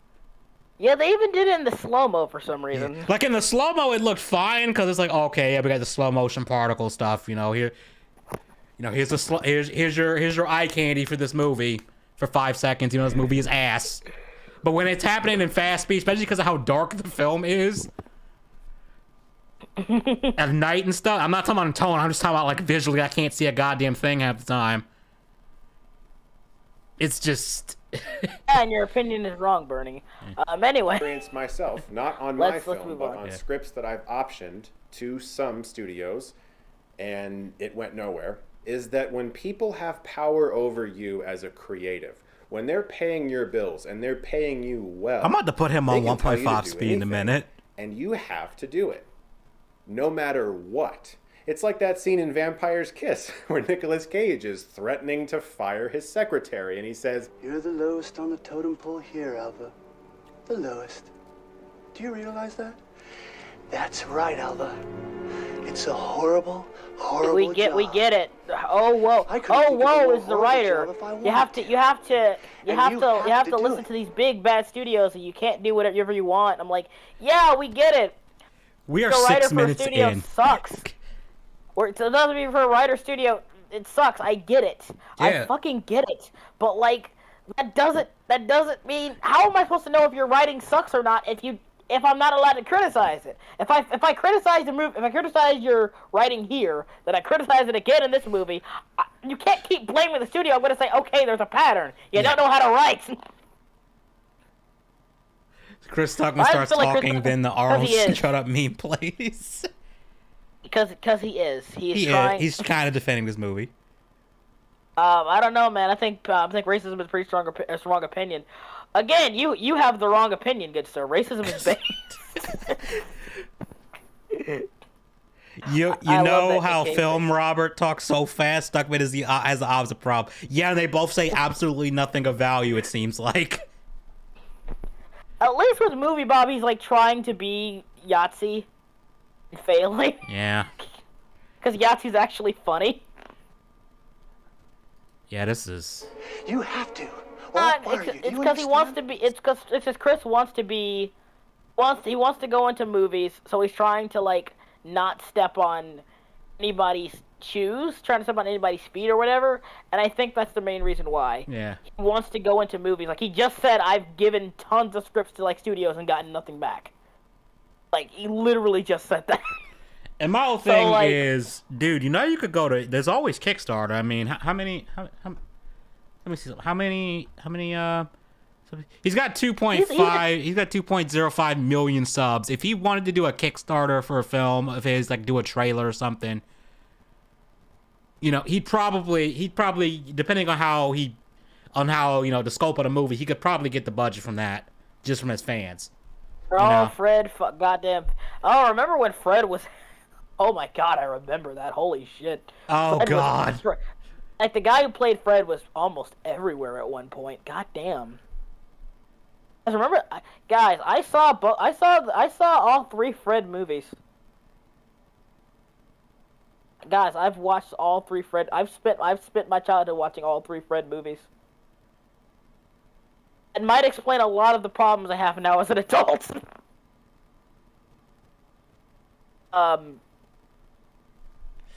Yeah.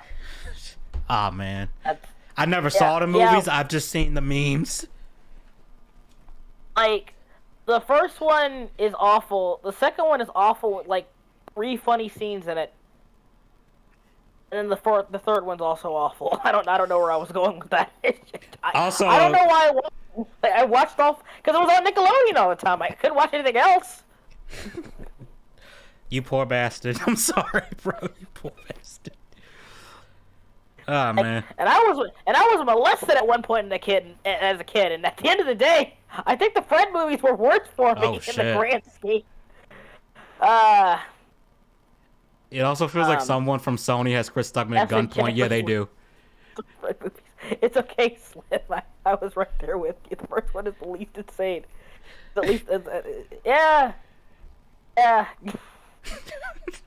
don't need your pity, you bastards. Anyway. Sometimes that's exactly what it feels like when you're a creative dealing with a larger entity that has control over your creation, or at least your script or your story or your characters. When they can tell you what to do and you got to do it, it doesn't matter. Emily Power, he was in all 3. You have to find a way to make it work. No, I'm the not saying... end of Fred Van Gillian. Fuck no. Oh, hell no. That would make... Oh, hell no. I remember like the girl like who's supposed to be like the girl next door and his best friend or whatever.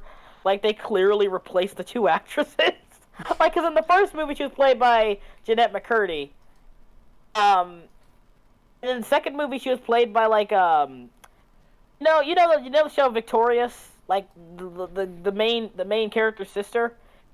I've never seen that. So I have no idea. Yeah, well, he's a completely different actress. I don't know why. Was in all 3 Slim, and before he decided to have an actual career. John Cena has a career? I just remember him cucking to China. I mean, he was okay. He was good, and he was good in the Suicide Squad. I'll give him that. Daniela Monet, yeah.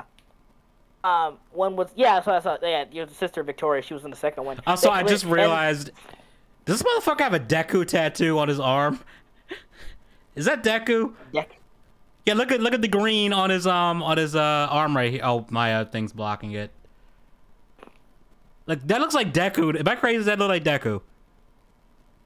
I can't tell. Hang on, let me turn off the. I wish there was a way I could time that. What the fuck? I got too much shit in this folder for. Stuff for OBS. Hang on. Okay. Like look at his Oh, let me go back to the screen so I can point to it. Like right here in this area, like that. I swear that looks like Deku's like green costume. I see what you're talking about. I just don't know if that's it or not. I don't know if that's it because it looks like he's got Shenron on his arm there. And I think Samus there. That's what happened on Madam Web and Morbius and all these movies, but I would not be surprised because when I look at Sony's involvement, you can tell I'm bored with this video. I'm just looking at tattoos randomly. Spider-Verse films, I see. Yeah, this is like that have like had it's not only massive boring, success it's on the dumb. big screen in the past that have made a lot of money for a lot of people and have proven themselves to be very smart at what they do. And I can totally see a company like Sony saying, "Why don't you guys give us your best shot, and then we'll give you some notes." Now, for a filmmaker like S.J. Clarkson, He has Spike who and Faye tattooed on the back of his arm. Okay, that's kind of based. Okay, that's kind of based. You have good taste in that regard, at least. Yeah, this is the director lady. I don't know. Madam Web. She's had a long and respectable career directing television, but she's directing her first movie, and it's a Sony superhero movie. When I saw Madam Web earlier today, there wasn't a single part of me that thought, wow, this is just a terrible filmmaker.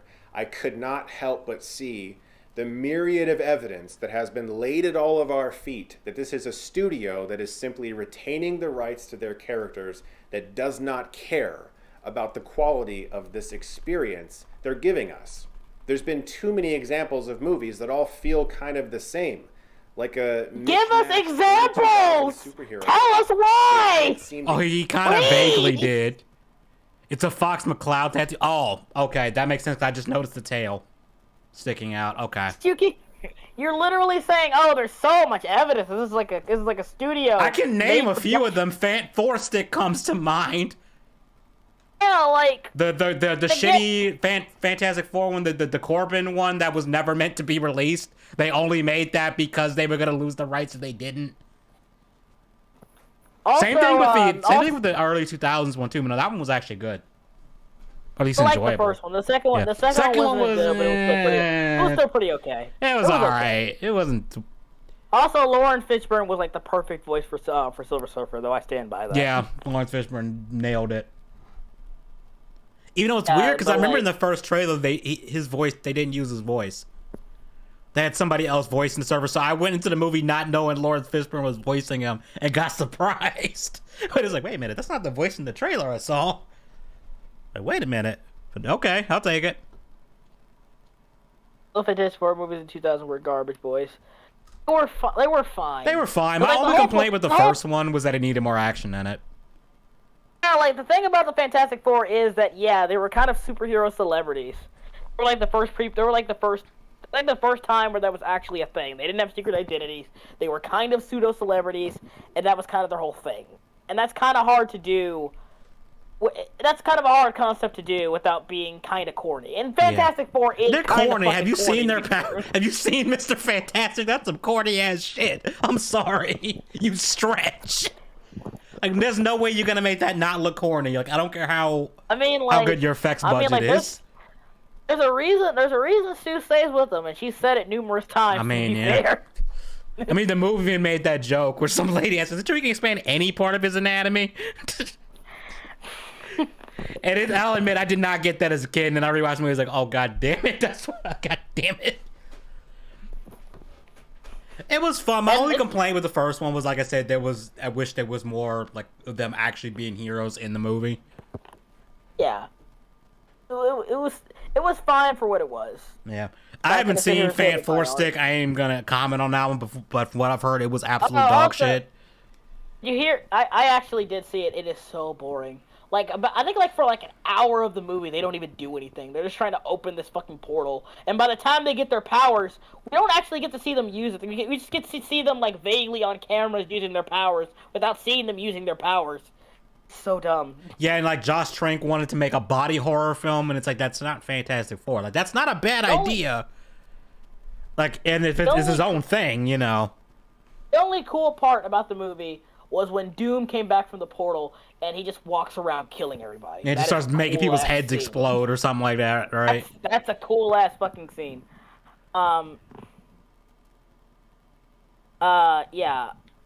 I still can't get over that Reed Richards and Sue Storm birthed God. Yeah. Just God. Yeah, he basically. Yeah, your son's God, by the way. Your son's God. What? Yeah. He's God. Why? I don't know. I don't know. Fuck it. The writers just thought it'd be fuck it. He's God. He's God. Fuck it. Fuck it. Get out of that. No matter how many times we've said to this studio, we would prefer it if you went a different way, even with the excellent examples of their two Spider-Verse films. And I can't help but think, who is this for? who Oh, we're wins finally talking about Madam Web. We're only 8 minutes into this video. God damn, dude. here? Is it the audience? It seems like it isn't, guys. Is it the creatives? Definitely not. Is it the studio? Duggan wasn't even from Latveria in this movie. He was from the suburbs of Detroit. And that is wild. I mean, you know what? That at least that's a better explanation for why he's evil than anything else. Yeah, Detroit. Oh my god! Can you imagine?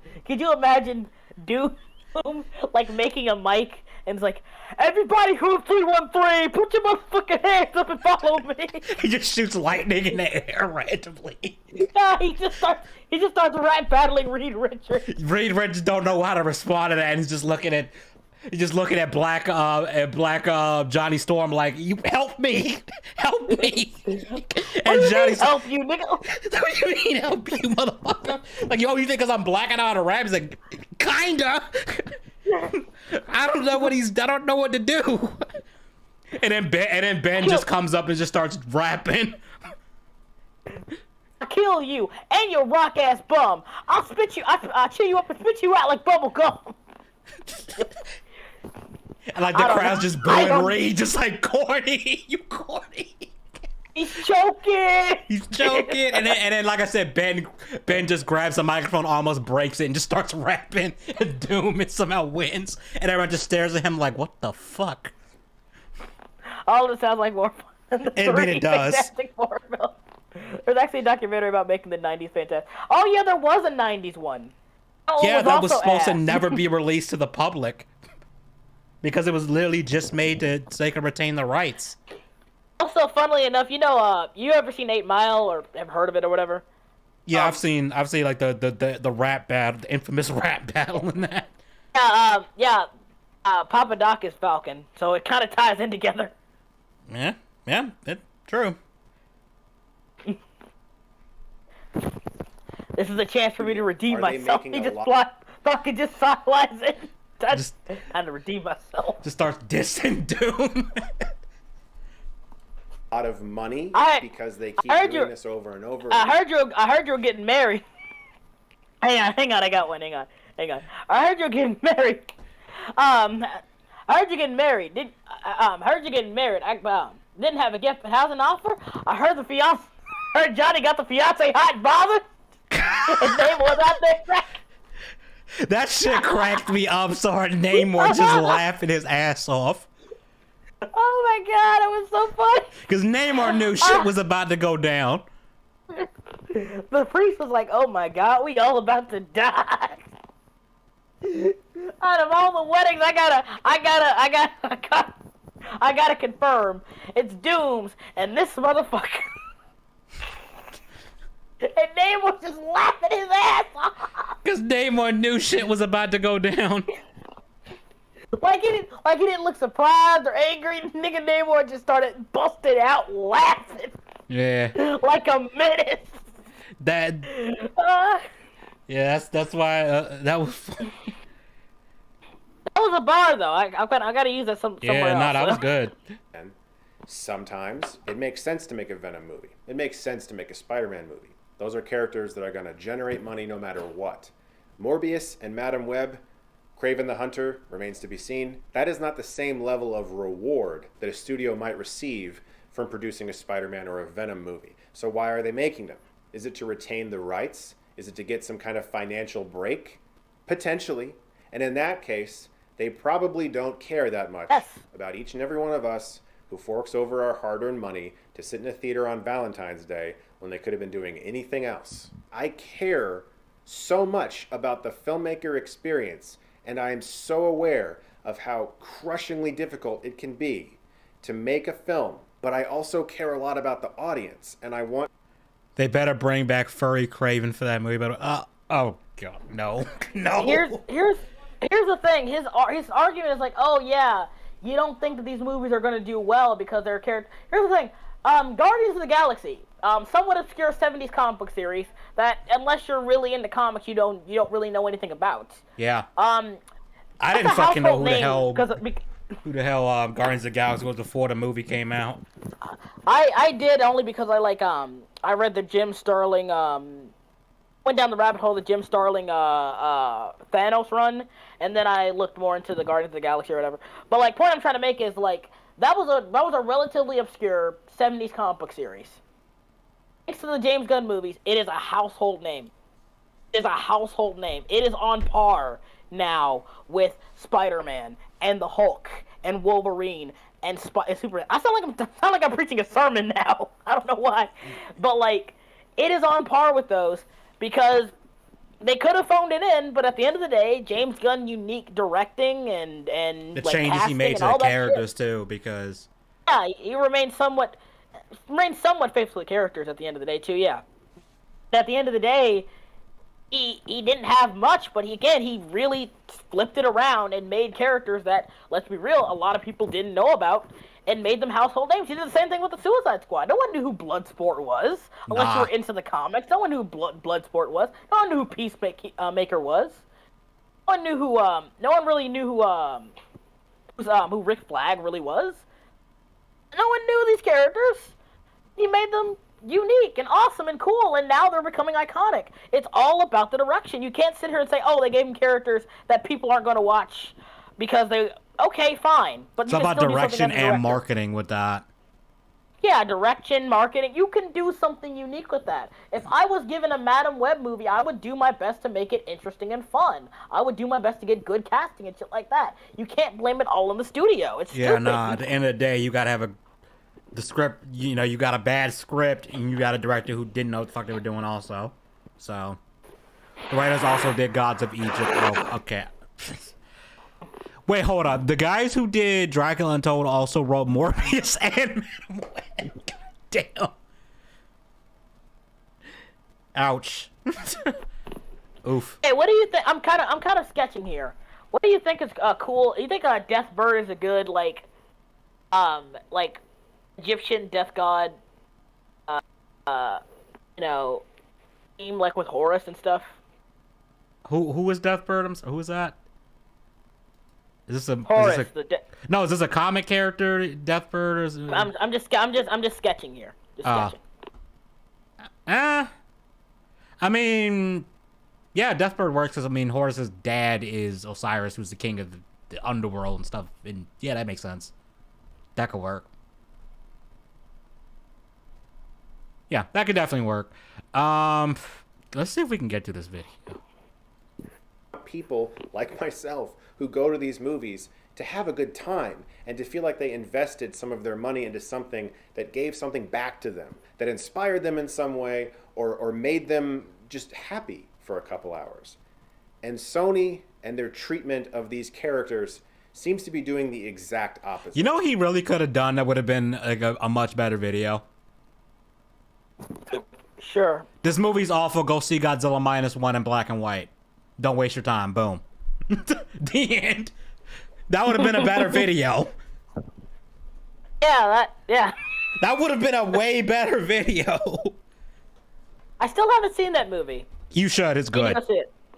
It's really good. Like, if anyone in the chat hasn't seen Godzilla -1, go see it. If it's still, is it still in theaters? I think they're doing the black and white run of that movie, which I'm tempted to go see it in black and white. I don't even have though any it's kinda, money currently. Yeah. Well, hopefully by the time you go, I mean, I imagine they're gonna probably put it on Blu-ray. Hopefully they put it on Blu-ray soon at least. Yeah. Buy physical. Don't buy digital because you don't own digital. In the industry, it's the Wild West when it comes to spec scripts, especially. From what I understand, a lot of spec scripts are not even being read, very rarely in fact, unless you're a very specific kind of movie or a studio is looking for something so particular that you just so happen to be that perfect thing.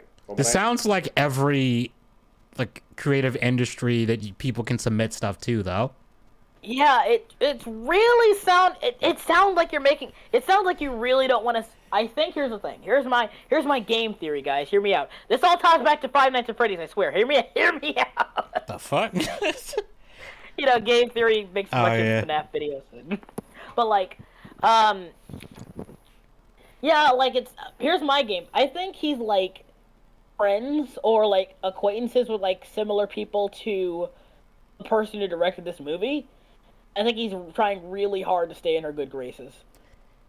I mean, you could just say I didn't like the film. Like, yeah, I'm not saying you gotta say, yo, this director is dog shit. They should never work on a movie again. No one is saying that. That's the weird part. He's trying to say, oh, don't harp on the director. No, we're just saying that the movie's bad. If we're saying the movie is bad and it's the studio's fault, they got nothing to fucking worry about. Hell, if you wanted to even like beat around the bush about it, you could just simply say I didn't enjoy the movie. And it's because of this and this. I just couldn't get into it. And that would be fine. Like, it would be, it'd be kind of, like I said, kind of beating around the bush, but you'd be like, I didn't enjoy it.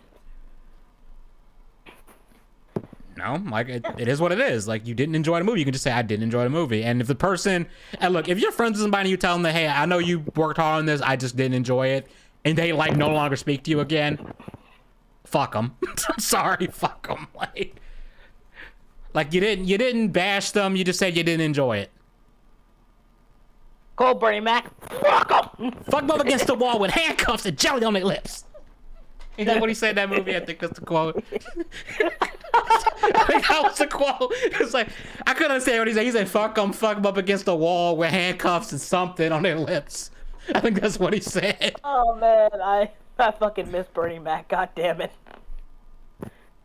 Yeah.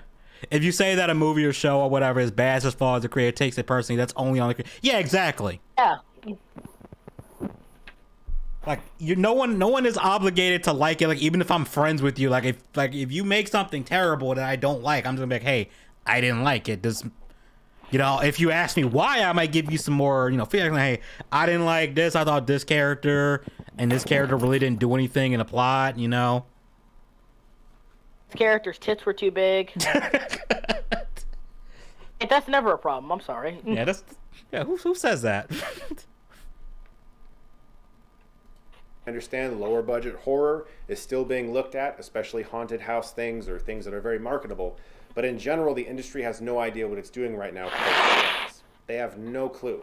Movies are selling for almost $20 million at festivals from first-time filmmakers. And other movies that seem like they should be selling really big because of the names that are attached aren't. Nobody knows exactly what's happening right now because everyone is so beholden to this algorithm or whatever Netflix is telling them people want to see. This is creating an almost robotic-like dystopian conveyor belt of movies that we are essentially supposed to kneel at the very end of, open our mouth really wide, and just consume.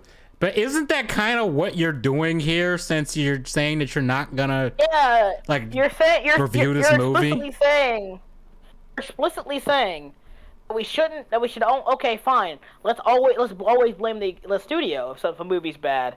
And I'm just like, okay, that's a very dangerous thing to do because people won't take accountability. People will still getting work and making movies who don't know how to make movies. Yeah. Or at the very least can't do it well. Because at the end of the day, you're so afraid of hurting their feelings because they worked hard on it. I don't care if you worked hard on something. If you make a shitty house, you made a shitty house. I don't care if you worked hard on it. My house is wobbling and the roof is leaking. Shitty house. Yeah. So I'm allowed to criticize it. And at the end of the day, you can say, oh, it's because the land isn't I don't got the proper permits for the land and stuff. And yeah, that's a factor, but you should know that. You should know your limitations. You should know what to do. You know what you can and can't do. You should know that. So I'm like, yeah, I just think that executives can play a role in fucking a movie over. Yeah, they can, but at the end of the day, if the movie comes out shit, it came out as shit, and there's nothing we can do about it. And at the end of the day, yeah, you can there's nothing wrong with criticizing it either, because if it really is the studio's fault, and as far as I can even tell, I don't even think Madam Web has studio interference. I've looked into it. This is the first I'm hearing that it ever had any kind of studio. Unless it's all allegedly shit, then yeah, I don't know, but you can't sit here and claim that, oh yeah, you shouldn't criticize a film because someone worked hard on it. I don't care. I don't care if a movie's bad. I'm gonna call it bad. A spade is a spade, my guy. And if it is the studio's fault, and if it is the studio's fault, then at the end of the day, that director can prove that they can do good movies. That those writers can prove they can do good movies. They just have to work on something else. That's all it is, dude. He's trying so hard to defend this movie while trying not to defend the movie because he knows it's objectively bad. That's all he's doing. Like, you'd have been better off just not making a video at this point. Yeah, just And don't then make a ask, when video. do we get the next Like, just don't conveyor review it. You're not obligated to review every movie. I'm sure Linkara worked really hard on the Top the Fourth Wall movie, but, well, you know. Yeah, prime example. Like, we know they were trying with this. It just was not good. Yeah, Lightbringer was not good. And you know what? I gotta respect that Linkara was like, yeah, it was shit. Like, even he acknowledges, yeah, it was shit. Like, he doesn't try to defend it or anything. I gotta give him some credit. I will give a little leeway because he started it when he was a teenager, but even for a teenager, that was rough. Yeah, Holy it was rough. shit. But like I said, he acknowledges it's shit, so it's like, all right, I don't even feel like making fun of it then. Ed, let me give you some perspective. You know, you've seen my art, right? I'm still considered an amateur by, like, professional standards. Very much an amateur. So, that looks like something a 3-year-old drew. I'm sorry. Like, I can't draw very well either, especially if you're talking about, like, super, like dynamic poses and stuff, but it's like, damn. Like, damn, dude, this is pretty bad. Like this is like something like 8-year-old me would draw on, like, their notebook in class when they're bored. Yeah. And I still drew better stuff than that in the notebook in high school. Like, it just was not good. Thing that you have generated for us from your algorithm robotic AI thing. Dude, you sound like an AI right now. I'm sorry. I know that's kind of a low blow, but damn, dude. Whatever that is. Because when I watched Madam Web, there wasn't a single part of me that thought a writer sat down and came up with the idea of the final fight happening underneath a giant neon Pepsi Cola sign. For anyone who thought I was bullshitting about the Pepsi. Also, yeah, product placement sucks, but... Yeah, Sony's egregious with that shit, too. Yeah, but, like, that doesn't change anything. You can still work around that. And for the record, you can have a movie that's good that has egregious product placement. I mean, like, technically, Lego Movie is literally a giant product placement. It is considered a masterpiece. What are you talking about? I mean, I heard the Gran Turismo movie was actually pretty good, and it's like, that's literally a giant product placement for the Gran Turismo game. Like, the whole movie's about someone who played the game actually learning how to become a race car driver. Like, and people told me, I haven't seen the movie myself, so I can't judge it. But people were telling me that the movie was actually pretty good. Erwin Sage is Linkara. He just went by a different name because he thought it made it sounded cool if he had multiple people working on it. Or people thought he did. I'm assuming you're being sarcastic, but... yeah, it was just him under a pseudonym. The movie series crashed and burned so horribly. Yeah. So like I said, like we were saying, like, you can do product placement in a movie and have egregious product placement even, and still make a movie that's decent. Yeah, I really do hate the modern consensus of, like, that's one thing I don't like about reviewers, like, oh, it's got product placement in it, it's bad. Like, no. Nah. It doesn't make it bad. I mean, like, granted, this might be a bit of a reach. That movie Ready Player One, like, that's just like kind of product placement for all these other IPs. But apparently people enjoyed it. I say apparently because I haven't seen it. I watched it and, like, people like this. The only part I liked was the scene where they had the freaking Mechagodzilla fighting a Gundam. That I liked. And I was like, that's cool. I just wish that was the entire movie. I went into this movie thinking, wow, like, we're going to see all these characters interact. And like, no, they're basically over-glorified video game characters. Like, oh, okay. Can we, like, are we going to get at least an interesting story now? It's like, oh, we got to find this treasure.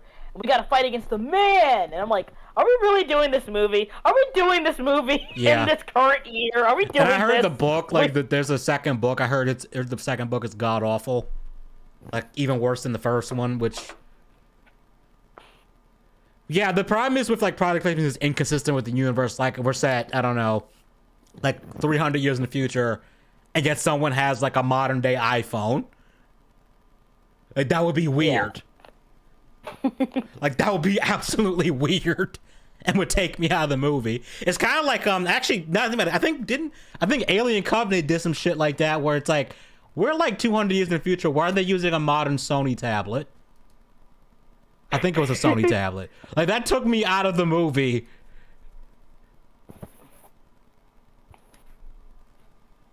And I was like, what the fuck?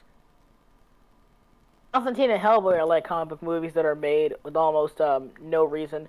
Constantine is DC, Hellboy is Dark Horse, right? Hellboy is Dark Horse. And technically, technically Constantine is Vertigo, which is a subsidiary of DC, so technically, yeah. Okay. I actually liked let me say this. I liked the Constantine movie because I didn't know it was based off a comic book, and I didn't know how different it was from the comics, but just as a movie by itself, I thought it was okay. Yeah, it exists. Also, you got like you keep saying like, oh, how you gonna say it? But you got like stuff like Blade and Hellboy, and you know like fucking what was the other one? Constantine, which wasn't great, but still, you had these other movies that didn't fit the mold of characters that people knew widely. But at the end of the day, they were done so well by people who actually cared enough to make it interesting and unique that at the end of the day, they've become iconic roles for people. Ron Perlman is Hellboy. You can't disconnect the two. Ron Perlman is Hellboy. The same thing with Blade. At the end of the day, Wesley Snipes is Blade. I'm sorry. And the funny thing is, I didn't find out about this till years later, but Blade is British! He's British? Blade is British! The fuck? I thought he was American. No, he's British! He British? A lot of... What? He got some water? You right twat.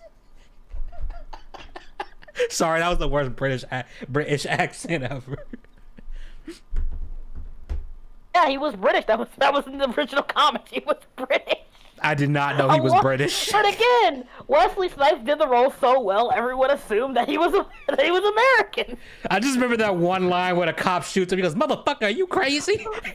It came out of left field. He said, "Motherfucker, have you lost your goddamn mind?" That was so left field.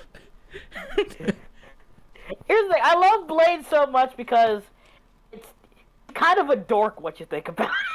I mean, yeah, that is the definition of dork in the best way possible. When he, I remember this one scene where he gets the motorcycle, he slips around and looks in the mirrors and kisses his reflection real quick. He's like, and then John's back. I'm like, yeah, that's corny as fuck, dude. Yeah. But he's having fun, so it's fine. Constantine was starring Gordon Ramsay. I'm sorry, dude, that would be fucking funny. I think Shadiversity's Australian. Is this blood in my kitchen? It's congealed! It's congealed, Blade! What are you doing? What the fuck are you doing? You fucking pop-tart! Throws the holy water, you fucking donkey. He just you're over 100 years old. You've lived here for over 100 years, and you still can't fucking cook a fucking risotto! Now I'm just picturing Gordon Ramsay as Constantine walking up to what's his name? Mephisto, like, what are you? An idiot sandwich. That's Mephisto's the Marvel devil, right? By the way, but that's fuck, that's the wrong universe. I'm an idiot. You better. Yeah. Source: Eric Brooke was born in Soho, London on 24th of October 1929. His father, Lucas Cross, a member of his... Okay. Yeah, he's technically British. British. That part where you said that racism was based. Well, I hope you know, like, you can't do anything. It's Black History Month. You can't say anything. Yeah, you can't do nothing. You can't do shit. Black people are at their most powerful right now. It is during this phase of the year that we are at our most powerful. It's like 30 days a night for vampires, but for black people. Why do you think they gave us the shortest month? Based in a race field, black magic is at its highest. Under the February moon, yeah. Yeah, niggas can steal a whole Nigga can steal half a store and get away with it. That's how powerful we are. Bro, this sounds like a Boondocks episode that needs to happen. Don't. Hang on, I got it. Once I can't really do Huey's supposed to try. Once under the moon of February, the black male is overtaken by ignorance and hatred. This is what we like to call the way, nigga. The way. Oh, what's good, nigga? What's really good? If Regina King ever does cameo, I might actually have to pay her to say that. She's like, Regina, please do this in the Huey voice if you can legally do it. Oh yeah! Oh yeah! Black History Month, and I'm gonna act a goddamn fool. Nyaka! But there's only one more day that's recently celebrated, and brought up by the ancient Mayans, saying to contain all the fury of those with melanin in their skin. Juneteenth, when a black man evolves from a nigga to a super nigga. Like I said, this is a Boondocks episode that needs to happen, even if it's fan made. What do you think it's called? Black magic. Even the Georgian calendar is racist. Yeah. Yeah. The Gregorian calendar. You're not Metalclaw. You're not as black as our friend Bags. That's a good idea. Bags is. I'm pretty sure Bags Sony is. said. we have to Yeah, avoid Bags is some pretty way. fucking black. I'm sorry. That dude That's is what it's like Vanta growing black. He's literally half I just heard African. a story today He's half African, half black. The nigga can't get blacker. You really can't. about someone who's working with a massive. He's like entity studio. I won't 75% say what it is. African. Yeah. That's even possible.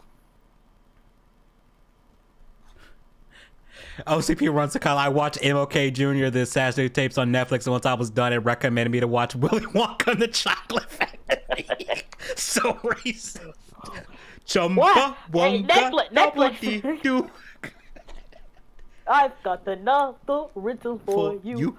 What do you get when you disrupt the order? Getting white people angry and throwing. When you get white people angry and throwing slurs, the FBI doesn't quite like that. Dun dun dun dun dun.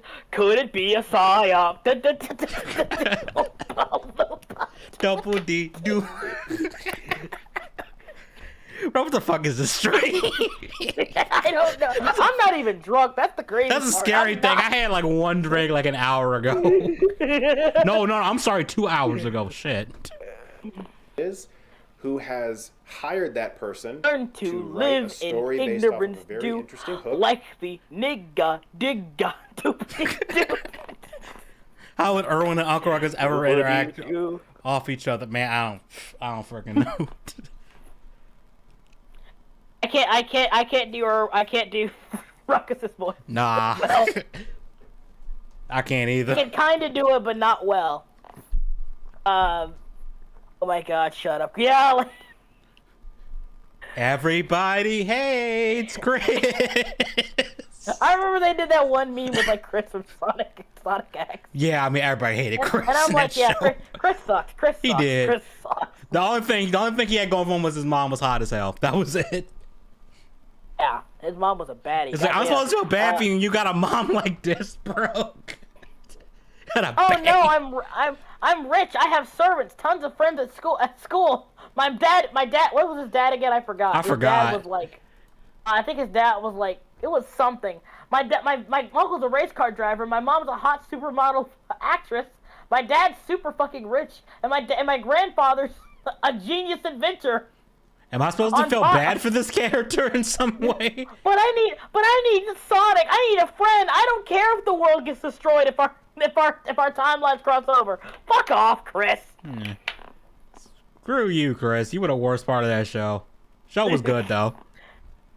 Everything else was good. Fun fact: Literally Chris was everything the with role Chris that Jason Griffith originally auditioned. Wow. I really like. Did I show you that one thing where Jason Griffith's back in the studio and like it? I was like, oh, I really hope he comes back. Yeah, that would be Jason Griffith awesome if comes he back. did.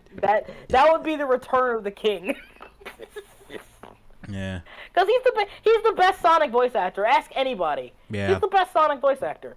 Literally, no one will deny Mr. that. No Views, what you're seeing is we are tangents galore and trying to get through a Chris Stuckman video where he's not reviewing Madam Web and kind of defending the movie, but trying as hard as not to, but still is. Yeah, like, the conversations we've been having are far more interesting. Yeah, it really has. Like, good lord. This is so boring. Like, honest to God, this would be funnier if he was just a shill. If he just said, "Oh, it's the greatest movie ever." Like, I would, honest to God, respect him more. Only that WB shill hates him as Sonic. Oh, yeah. I mean, Jason Griffith. If he came back, I'd be down, 100%. You know what? We don't really like that hook anymore, but we still like your story. Can you make it work without the hook? And this poor writer is trying to figure out how in the world they got hired to write a story. Funny enough, Elise was willing to let the world burn. Yes, she did. Yes. How can you defend Madam Web? It's called being a shill. But that's the weird part. He's trying, because like he knows good and well if he tries to like defend it, he'd have to actually talk about the movie, look into it, and he'd know that he wouldn't be able to defend it. Like, from what I can tell, from the reviews I saw, from everything I've seen of it, acting's not great. Like, none of the actors do a good job. The camera direction's awful. The story doesn't make any sense. The writing's bad. There's no redeeming qualities of this movie from what I'm looking into. And I'm like, you can't blame all of this on the studio, my guy. You can't. I'm sorry. It seems like even the actors in interviews did not give a shit about this movie. It's like that. I'm pretty sure like the main actress who played Madam Web herself said, "Yeah, I didn't have fun with this movie. I didn't like it. I didn't like working on it." Yeah. What the fuck? Based off of an idea and are now told to write the exact same story, but without the idea. And that's exactly the type of situation that so many writers find themselves in. I'm willing to bet the channel Awesome Movies made more sense than Madam Web. Spider-Man universe movies have had very similar conversations. Madam Web, what acting? It's maddening. And she didn't even watch the movie at the premiere, bro. You know that's bad. You know you don't give a shit. Like, damn. Like, you know that is bad.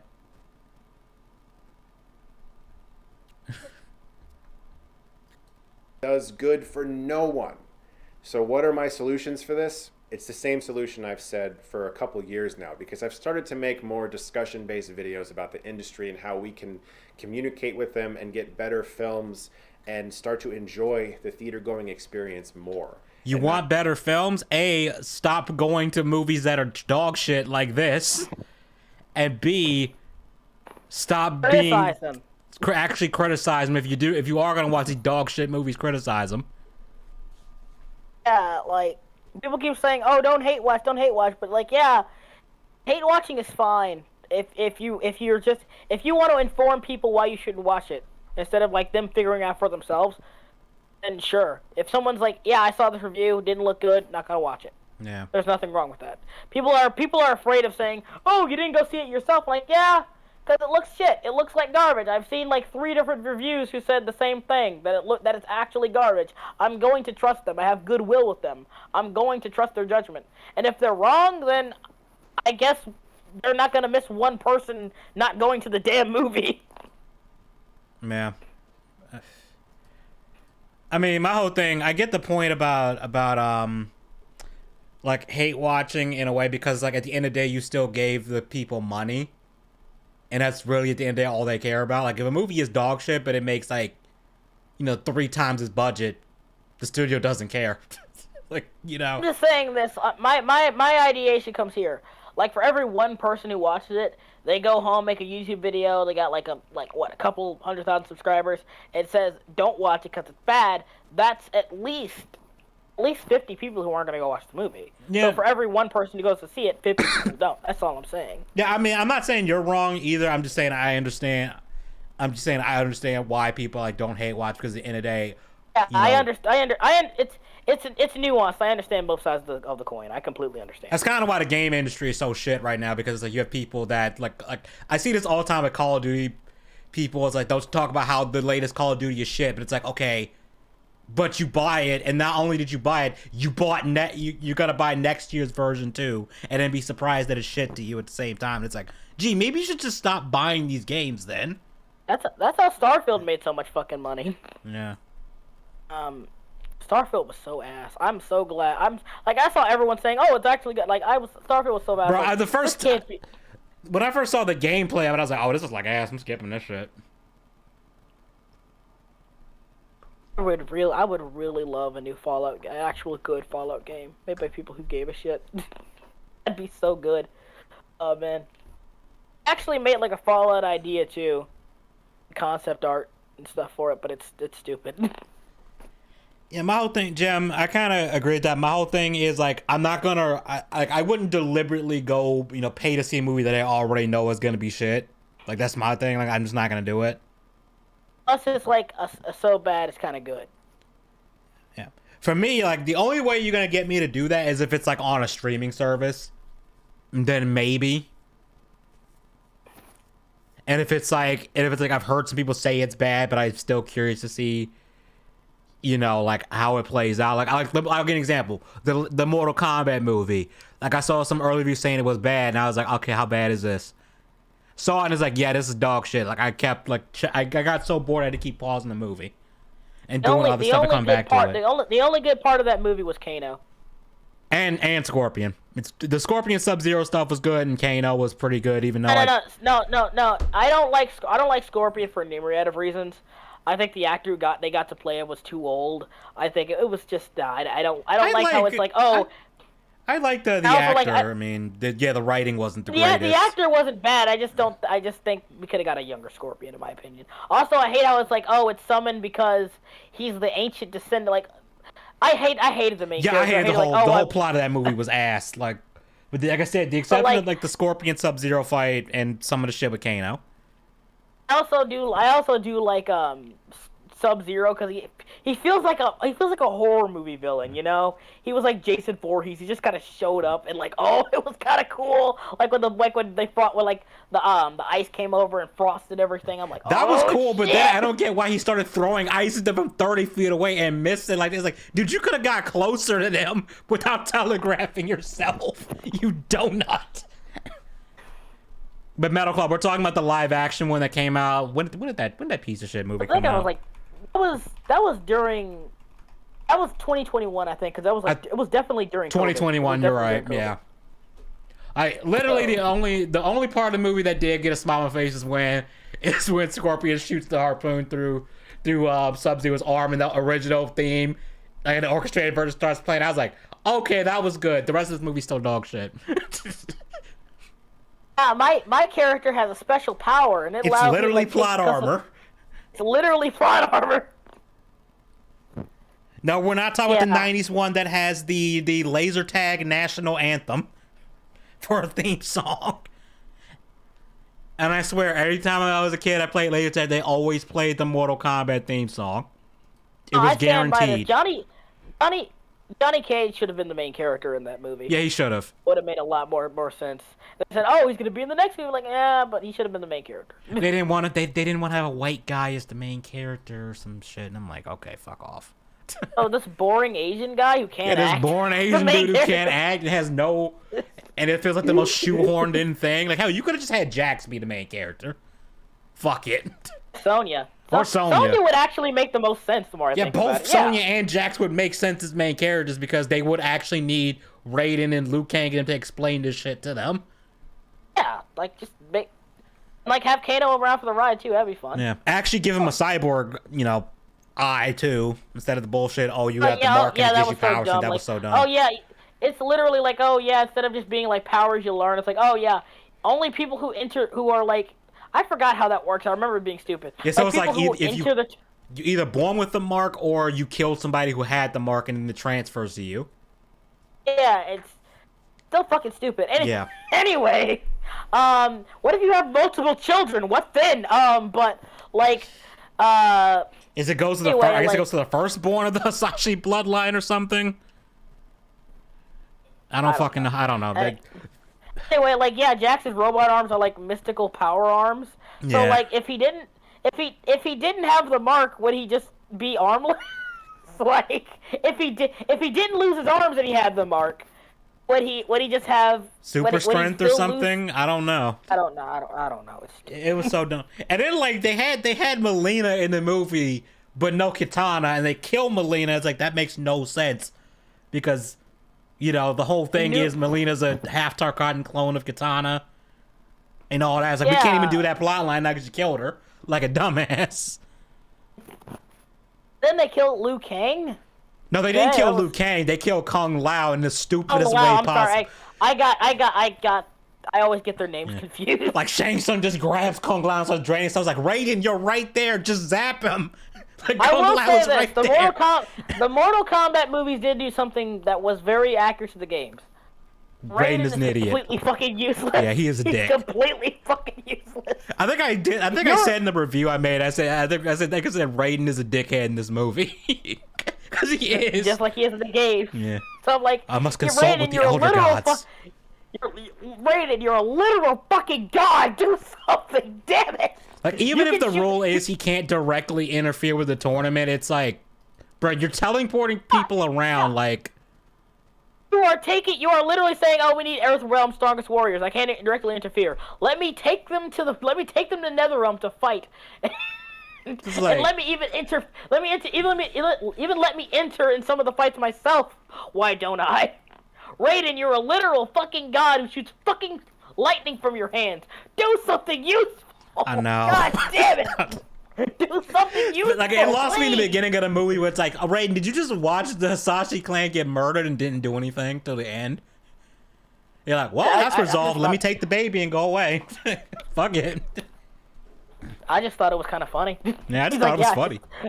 Man, Scorpion come back to life and you did nothing. I thought it was funny. He's just sitting there eating popcorn like, I thought it was funny. Do you know how boring it is being a god? Yeah. I gotta have entertainment somewhere. Yeah, it's like, I've just seen so much shit that it's hard to find things amusing now, man. Come on, cut me some slack. But I love how he mouths off at all the kids like, you haven't even learned your powers. It's like, bro, you've done nothing to help them learn this shit. You literally just dropped this in the middle of this bullshit and didn't explain a goddamn thing. Like, they just got here. Liu Kang has explained more than you. Yeah.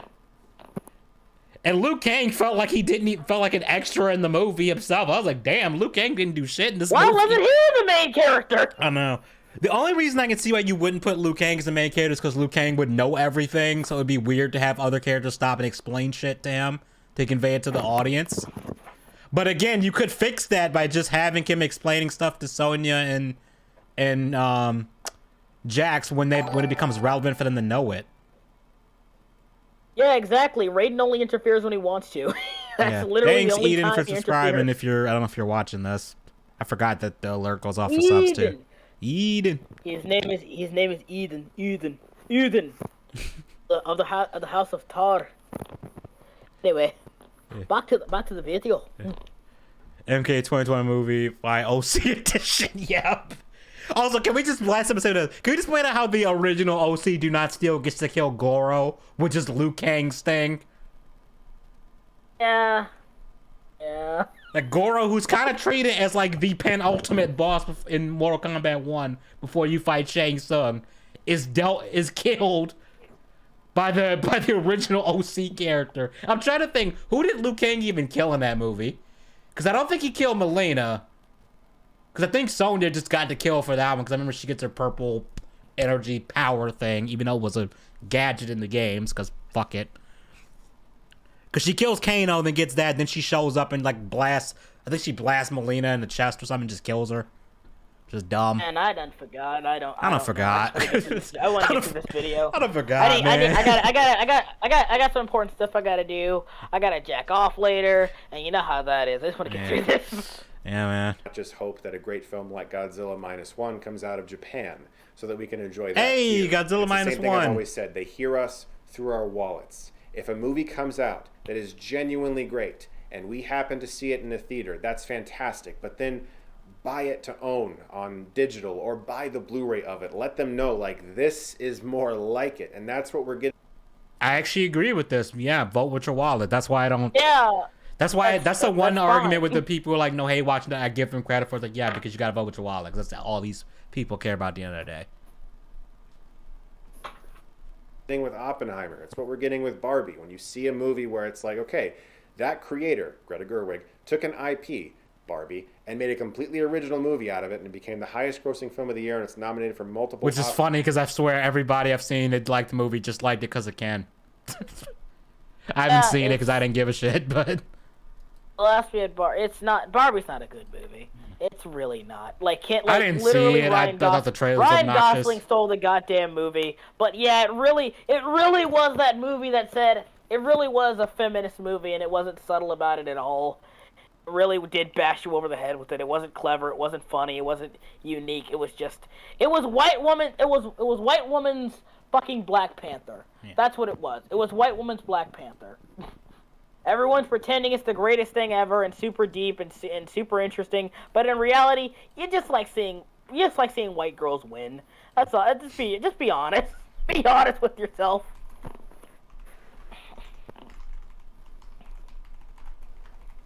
Yeah, basically. Oh yeah. Sorry, I was looking at Twitter because apparently there's some kind of thing where, like, you know how people put the VX thing in their tweets so you can actually see it without having to click it. Apparently that might be compromised now, and it can hack your account or like hack your computer or something. Yeah, there's somebody saying someone hijacked the use of the prefix of Twitter and another site, do not click or use this link. You can potentially lose more than your account. So yeah, I just added everybody in your Discord today now. So just be careful with that. They hear that. What now? They understand. Look in your Discord server. I posted what,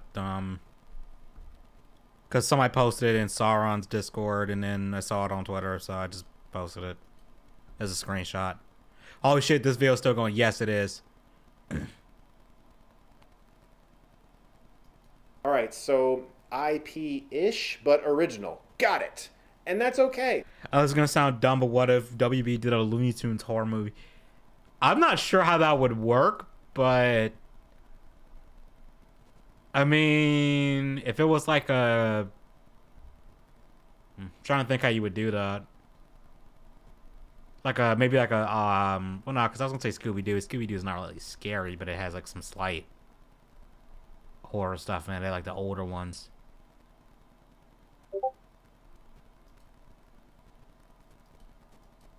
Sauron said it might be a hoax. Oh, okay. Either way, better safe than sorry. Yeah, just, yeah, you know, just... Hang on, he made a good point. Let's see him fuck it up.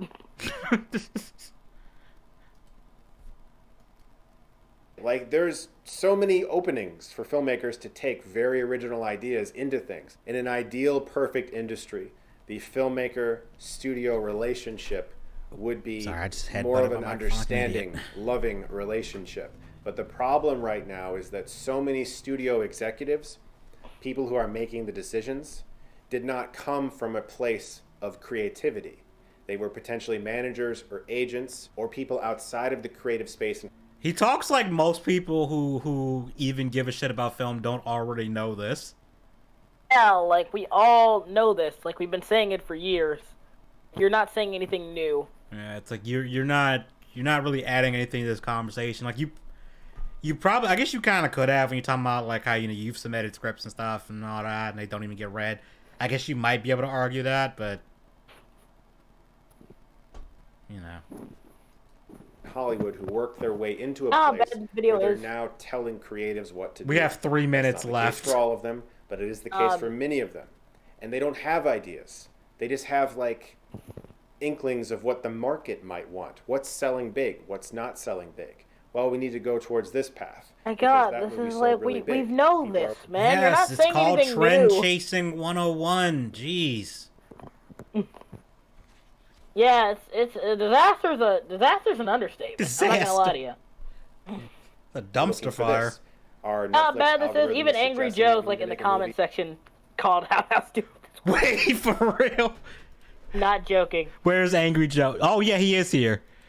Chris, I have to say this, man. I have to be a follow subscriber for long as I can remember. Never feel bad about straight out about a straight out refuse to criticize something harshly when a piece of media deserves it. The second you do that, you are no longer relevant, and that's not bashing Madam Web. That's telling it like it is, and you need to continue to do that to maintain credibility. People question if you are being kind to something else for other reasons besides the merits of the media. If you refuse to criticize harshly when warranted, Madam Web is a bait and switch. It's a waste of money. It's blatant cash in from untalented hacks with some of the most shockingly bad writing in a superhero film to date. People need to know that.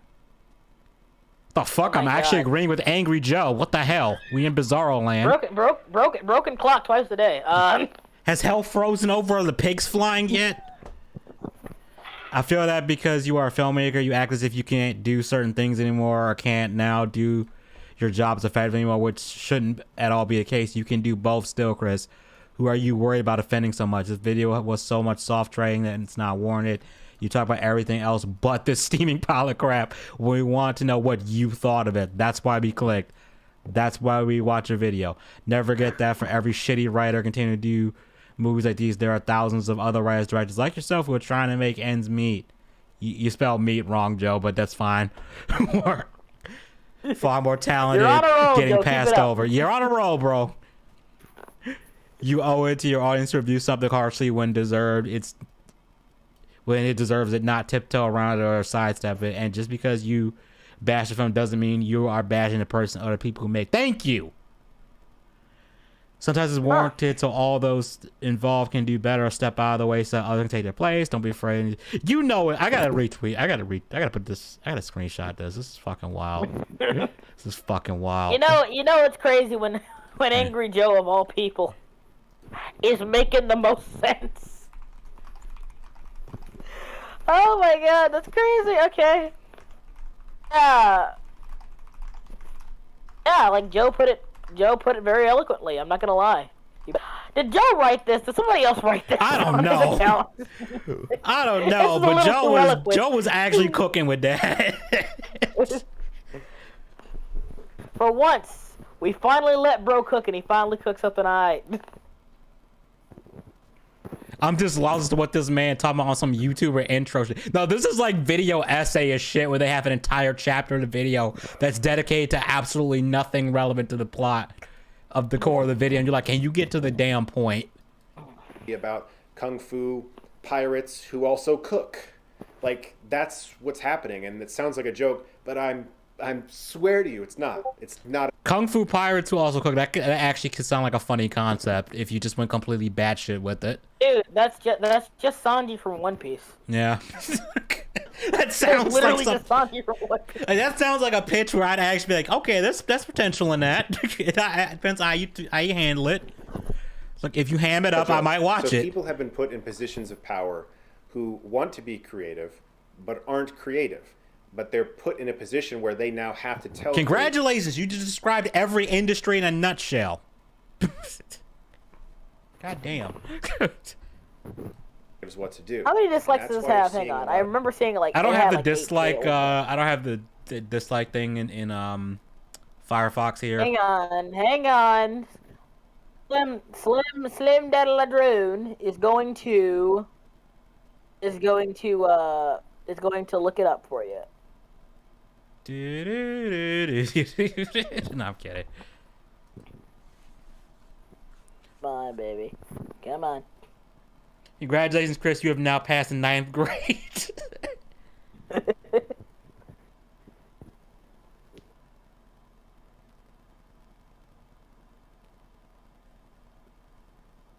I find it funny how he's saying to support people and stuff, but he went to the theater on Valentine's Day to watch an industry. Yeah. Okay, still more positive than negative. 26K likes, but 9.5, almost 10K dislikes. So it's a little more. Yeah, so people are aware. People are aware. Hey, we come up when I pick up his name. That's great. Say what? Yeah. One of the recommendations for like the video. Never mind. Oh.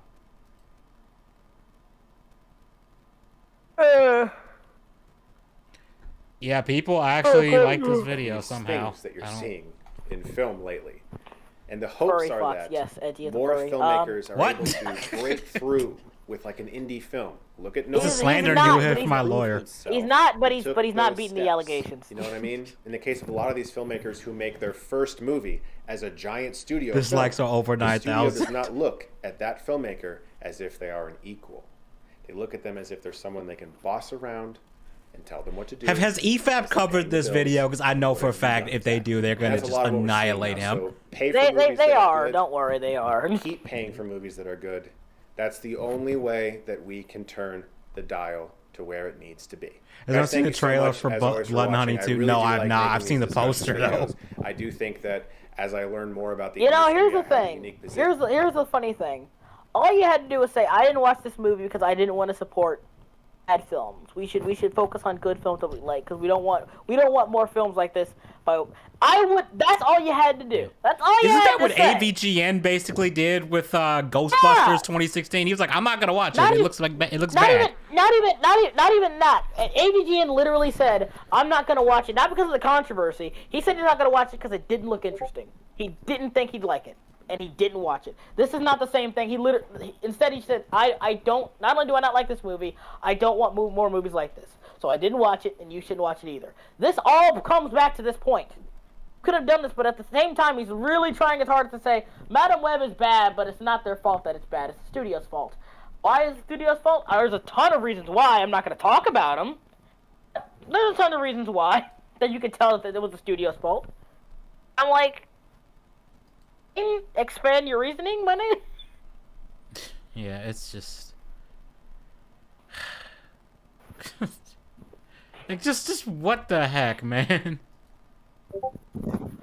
They covered Madam Web to oh boy. Let me guess, was it 9 hours again?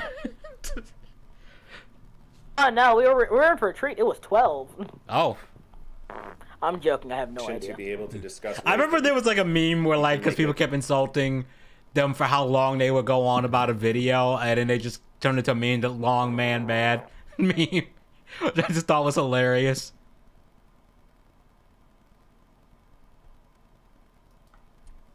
Better ways that we can help it, and hopefully in the end do what we all want, is to see good movies and have fun watching them and feel inspired. That's what we all want, right? We want to see good movies. So thank you as always for watching, guys. Look forward to more videos very soon. No, Chris, if this is nah, bro. What was the point of this video? I don't know. Like, Genuinely, what was the point of it? I am perplexed. What? I don't know what the point of this video was. Genuinely, I don't know. That was just so bad.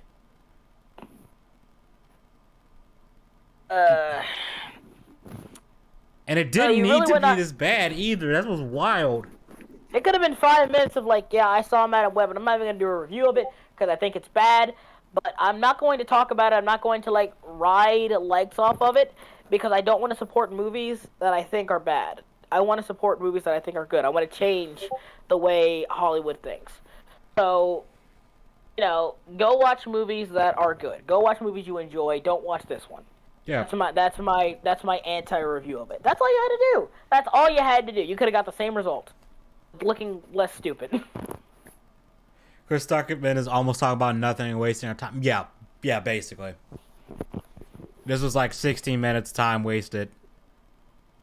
I mean, it was more like it was almost like 2 hours. I mean, it was almost but- okay. Well, us riffing on the video wasn't wasted, and having random ass Well, we tangents weren't probably even wasn't ripping. wasted. We weren't even ripping on it because there was nothing interesting to say about it because it was so stupid. We kind of just talked about other shit. Yeah. Good. Like, that's just the perfect sign that you made a shit video and that we can't even rip on it. Say what you will, at least the Movie Bob video is funny. At least it's entertaining. You can make fun of a Movie Bob video. Yeah. I heard nothing about the characters or the plot. Yeah, it's not. He said it wasn't a review, but at the same time he said that the movie was bad because of studio interference, and he gave no proof of that. Yeah. Y'all riffs made this trash barrel. Thank you. Thank you. Yeah, that was Like, yeah. that was pain.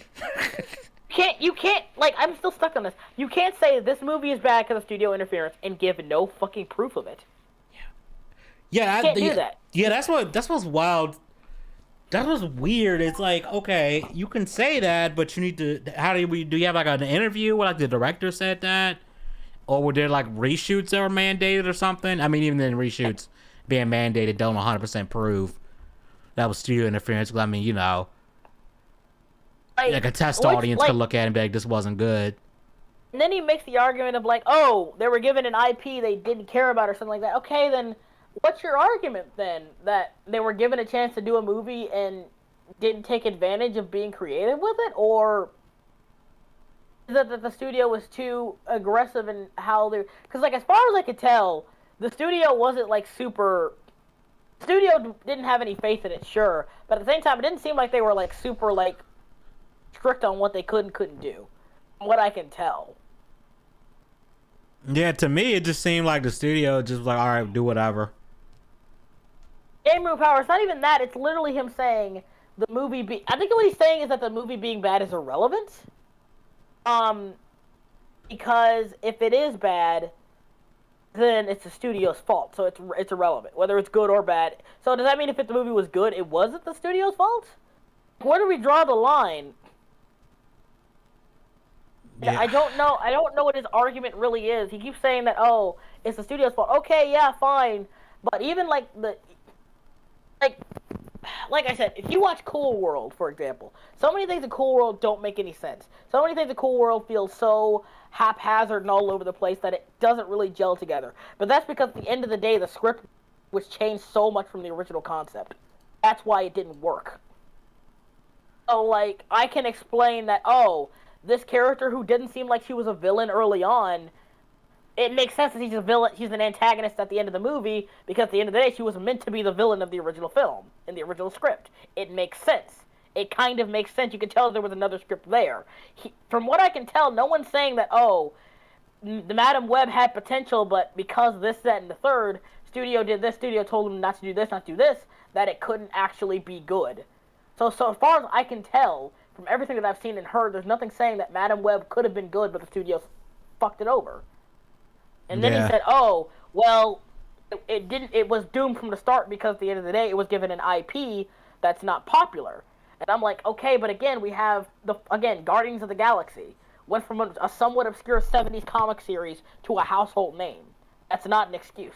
It's really. I mean, was Hellboy that popular before the movie came out? Hellboy was relatively niche. Hellboy was. Yeah, I was about to say because I don't think anybody I knew who even knew about Hellboy until the movie came out.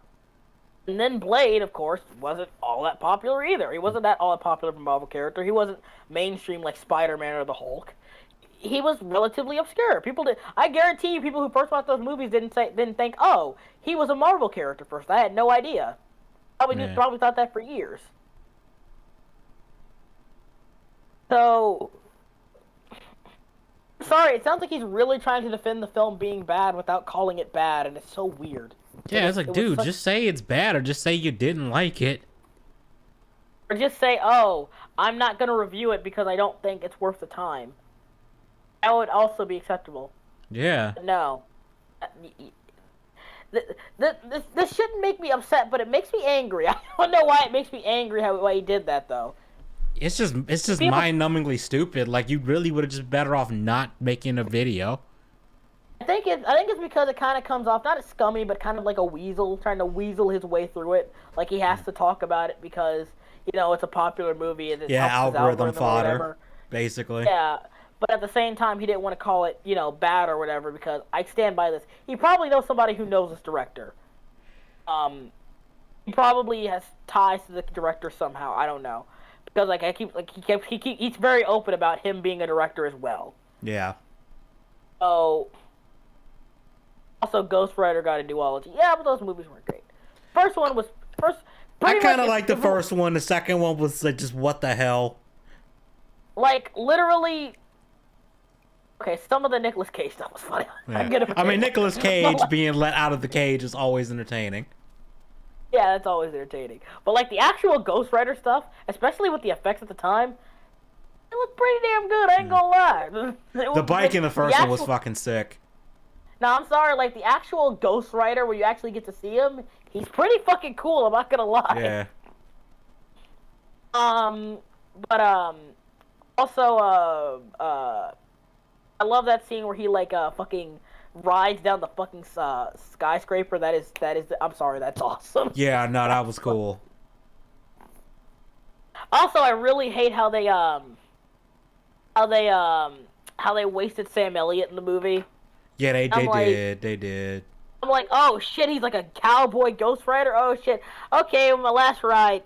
But I can't go Ghost Rider anymore, or I'll pretty much die. I saved my last ride for this. You could have saved your last ride to help me with these fucking monsters, you asshole. I know. Yeah, that part did suck. I do agree that was kind of like, man, you could have let him do something else cool. Yeah, why would you waste Carter Slade like that? Yeah. I also love the fact that the original Ghost Rider had nothing, like, was literally just a guy in a white suit and a cowboy. Yeah, it was funny when I learned that. I was like, wait, what the hell?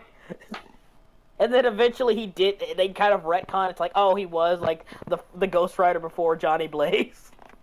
Wait, not, yeah, that was funny. I will give them that. Yeah, that was pretty funny. And also, like I said, and honestly, I mean, Nick Cage is funny. I also heard that apparently the second movie was supposed to be a complete reboot, but then they just Nicolas Cage they just kept Nicolas Cage for some reason. Did y'all hear about the DMC? They kept him he's because motherfucking Nicolas Cage. Like, yeah. Yeah, he's Nick Cage. Like, you gotta have Nick Cage, bro. You'll hear about the DMC anime coming to Netflix. Until I realized the guy behind the new Laserhawk and Castlevania bullshit, the bad Castlevania seasons, mind you, was behind it. Like, oh god. Yeah. Oh god. And he also was on quote saying that Virgil is the Thanos of Devil May Cry. It's like, you don't understand this character. I'm like, you don't understand this. I'm not even a big Devil May Cry guy, and I'm like, I know that's not what no, that's not what he is. No. you horribly wrong on that. And the only thing that gives me some some shred of maybe this, like this might not be complete dog shit is. But Burning Exeter, that was only like one season, so. The only thing that give me like the slightest thing that this might not be complete dog shit is Itsuno said that he is very closely involved with it on Twitter, like almost as if he knew that people were gonna be like, this is about to be dog shit, because he like immediately tweeted that after the trailer dropped. What did he say? He said that he was gonna be involved in it. Like, he was very closely involved with the anime, and Itsuno's like the guy who, like, he basically made Devil May Cry 5, so dude knows his shit. So it's like, that gives me like some like slight, like, this might not be complete trash, but that's a wait and see. Dante's design looks a bit off me. Yeah, I don't know if I don't know where this takes place in continuity. Like, if this is supposed to be like a younger, like, is this supposed to be like a pre-DMC3 Dante or post or something? I think it's pre, because I think he has the amulet from that. It might actually be post Devil May Cry 3. It could be either pre-Devil May Cry 3 or post-Devil May Cry 3. I don't know. I'm not sure where he's supposed to be, because it looks like they took elements from, like, his Devil May Cry 5 look, but he looks younger than he does in Devil May Cry 5, so I don't know where they're going with that. You're a fucking boomer, Dante. I mean, I remember there's a line in Devil May Cry 5 where Virgil says all things and even us. And it's like, I feel like that's Virgil's code for, it's like, we getting kind of old, aren't we? I mean, didn't Dante literally try to stop, like, Nero from, like, killing Virgil, but then, like, after he fought Virgil, he's like, you know what, I'm tired, you kill it, Nero, go nuts, man, I'm tired. Yeah, I love the part where Virgil just looks at Dante's like, if I beat him, does that mean I beat you, Dante? And Dante's like, yeah, fuck it, I don't care. Yeah, why not? Fuck it. He just throws his hand up like, yeah, fuck it, go nuts. If that's what it takes for you to calm down, sure, why not? I love the part where Nero says, you finally acknowledging me now? And Virgil goes, your existence or your strength? And then Nero goes, both, you piece of shit. was like, that just shows you how much Virgil does not care at all. You're my father. You had sex. Ah, yes, I remember it well. The only time I lost virginity. Yeah. My favorite part of that scene is when Dante tells him, and then Nero's like, Dante tells Virgil, and Virgil's like, Nero is my son, and Dante's like, you don't remember having a kid?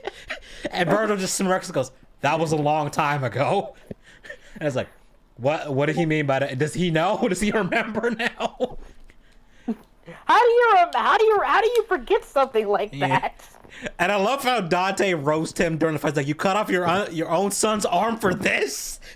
And then Virgil goes, Nero's my kid. Like, record scratch. Moment, it's like, wait, what? Wait, hang on. What? Dante, you don't understand. I aspire to be the lord of all demons. I cannot be paying child support. Dante's like, you're about to. Oh man, Virgil's a pretty shit dad. Yeah. I mean, I love the memes that came out of that where it's like him with the world's best dad mug, but he's not holding the mug. He has Nero's severed arm holding the mug that he's drinking from.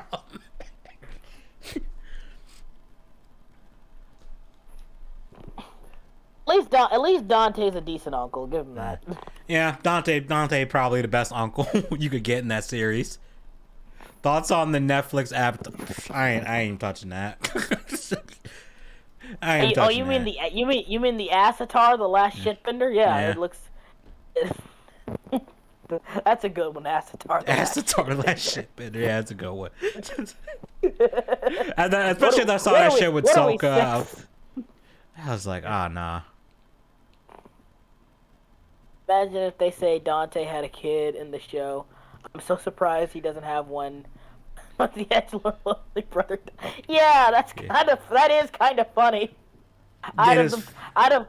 Dante is technically more sociable, but Virgil still managed to get laid first somehow. Apparently, and like some of like the manga that is canon, Dante has fucked before. It's just that he hasn't knocked anyone up as far as we know. Wait, what? Dante's fucked before? Yeah, apparently I saw some comments saying that in like one of the mangas that is canon, Dante has smashed at least once. I'm surprised he hasn't smashed lady. I'm really surprised. I know, that's to me is the wild part, because it seems like, especially if you play Devil May Cry 3, it really seems like they were setting something up with that. It's like, y'all probably more than friends, aren't you?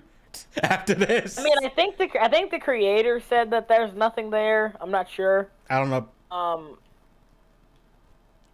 A lot of the notes in the game, especially 5, kind of imply that they're just friends. Yeah.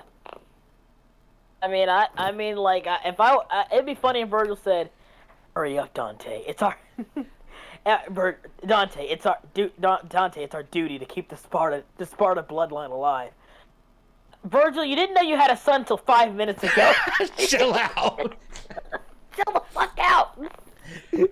Also, to be fair, I don't think Dante's financially stable enough to have a kid. He's always in debt. He's like the U.S. government. Motherfucker's always owing people money. What is he spending all the money on? Them leather jackets can't be cheap. That's all I'm saying. That's always something I wondered. If Dante really is that fucking broke, why does he spend all his money? He doesn't. Does he buy that much pizza? Like you don't pay your bills, nigga. What the hell? Like demon hunting can't be cheap. Demon slaying can't be cheap. Nah, that's gotta be at minimum $500,000 to deal with a demon. Like that's gotta be. So like, there's no what are you spending all that money on? Like I said, leather jackets ain't cheap. Like, could you imagine blowing all that on like fucking? Could you imagine blowing that on all that on fucking pizza? like Virgil comes in here. Why don't you have any electricity? He's like, what is this bill?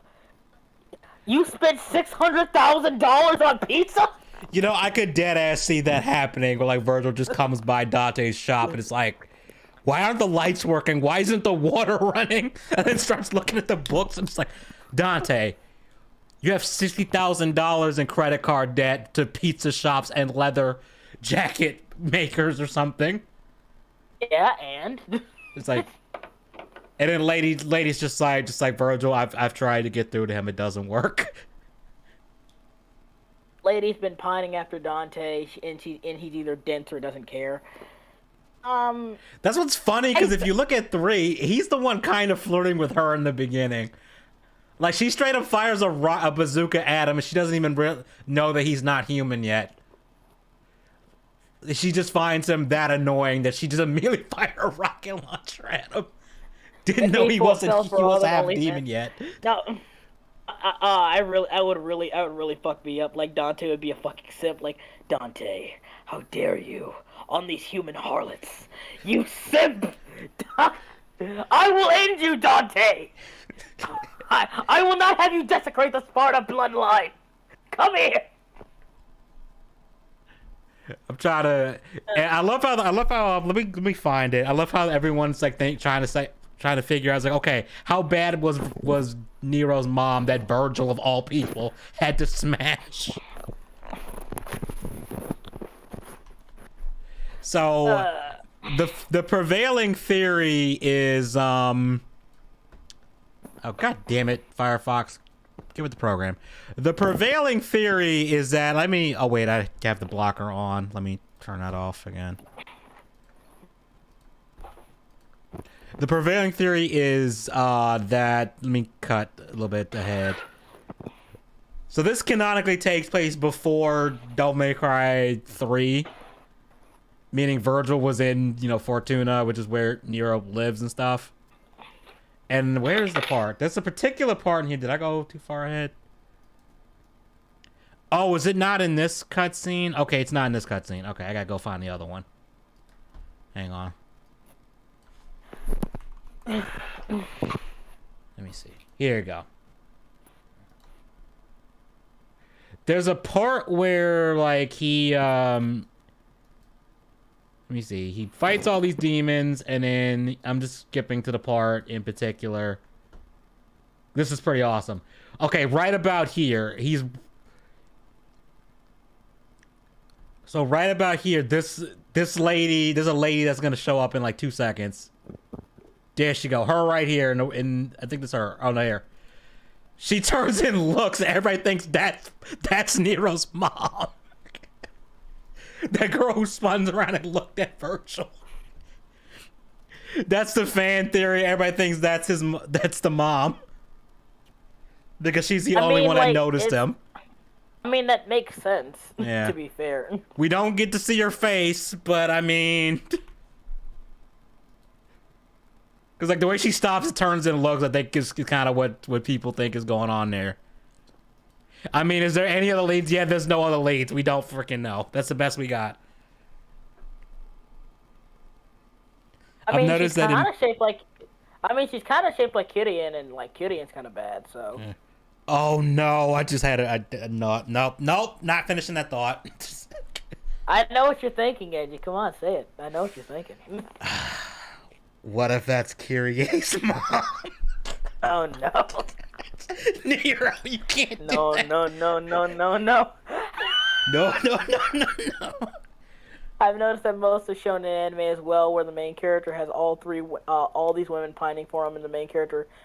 Yeah, that's a lot of, like, harem anime, my guy. Yeah. You just described harem anime. It's either in harem anime, it's either the main character doesn't notice, or the main character notices and just can't pick one. I mean, like, we can all work this out if you get my drift. We can all work this out.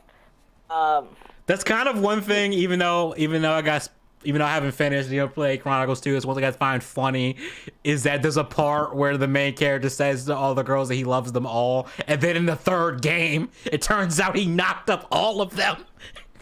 Oh my god! And I'm like, dude, it's like his name is Rex, which means king in Latin. It's like we didn't know what he was the king of. Apparently, it's harem king. in this bitch. So you're telling me there's an actual canon harem ending? Yeah. So the opposite of Persona 5, they were too cowardly to put it in. Yeah. I think in Persona 3 you can actually do a harem, but I don't know if it's actually acknowledged in game.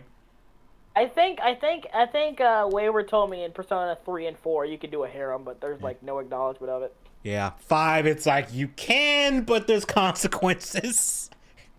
Is he wheelchair? Like, nah. God bless Persona 5 for that. Burning Exeter, you're a coward. Like, here's the thing. If Chad I could, Narukami. if I could, Kawakami and Tay. Yep. That's all I need. That's all I need. That's all I need. Chihaya, what's her name? Chihaya, the fortune teller chick. Like she a maybe. You know, variety. Ah, fuck that bitch. Fuck 300,000 yen my fucking ass, bitch. Fuck off. No, the funniest thing about her is that she probes for if you like her in the most unsubtle way possible. She's like, "What are your thoughts on older women?" And it's like, Chihaya, you ain't slick. You ain't slick. My answer would be, honest to God, what are your thoughts on prison?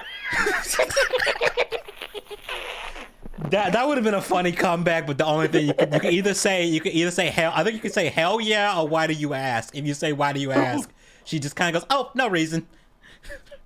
I don't know what happens if you say hell yeah. I'm assuming you get locked into the romance option. Haru is best girl. No mistake. Haru is top tier.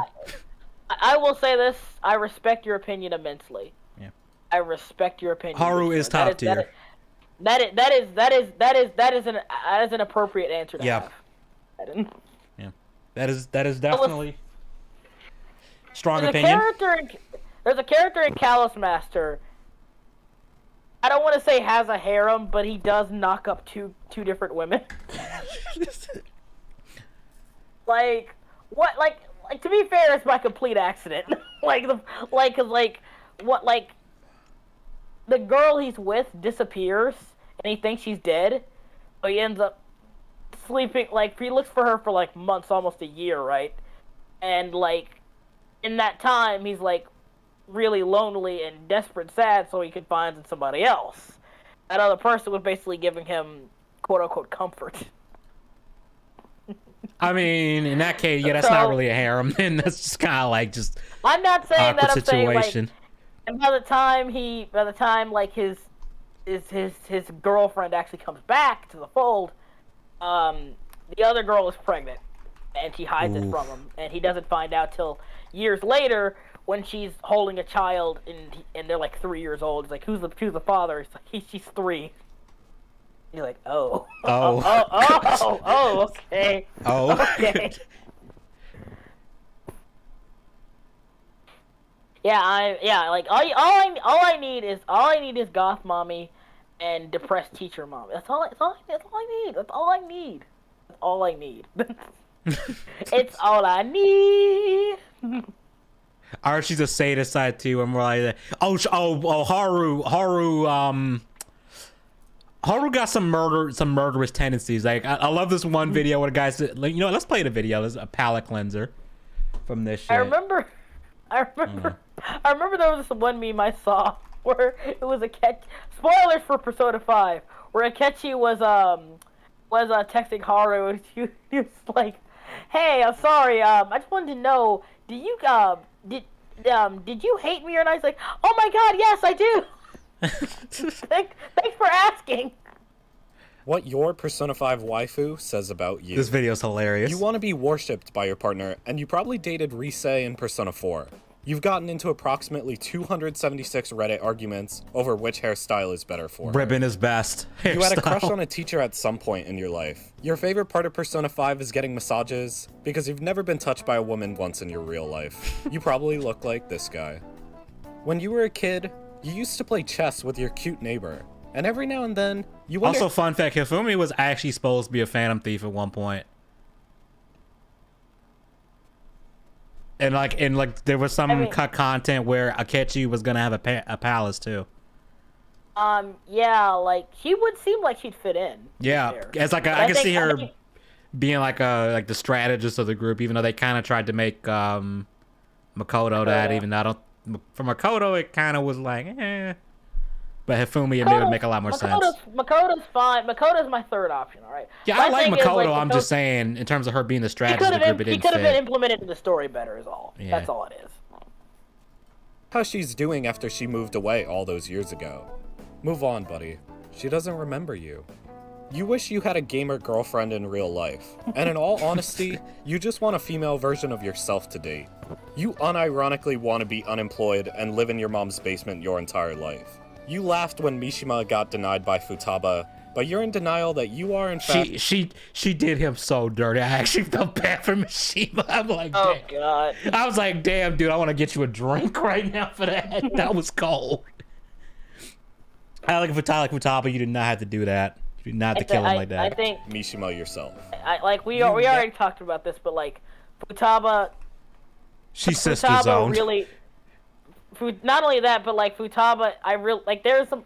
Everyone keeps shipping like Futaba and like Yusuke together. I'm like, the world cannot handle that level of autism, guys. They can't. That would be the omega autistic child. No one can handle them. She's me for real, for real.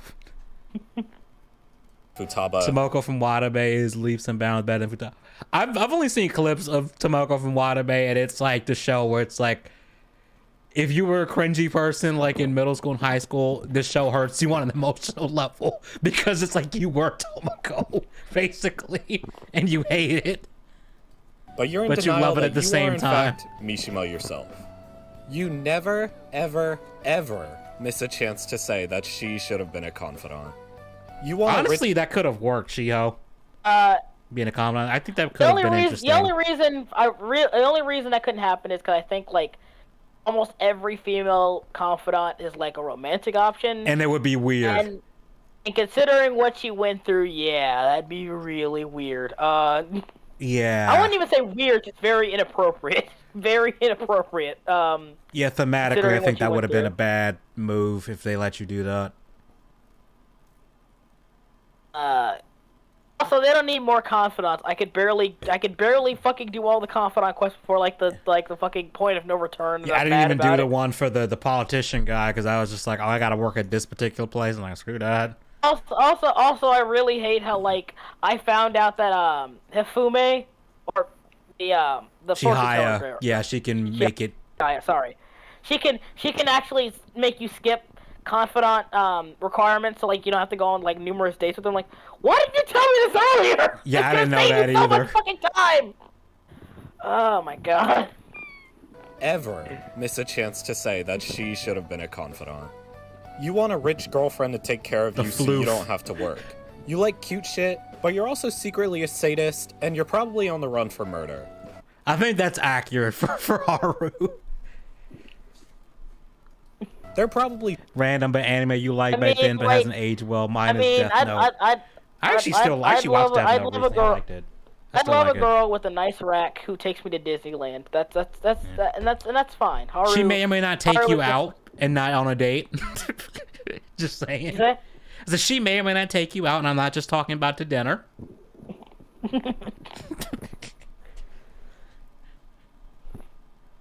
Tracking you using the device you're watching this on right now.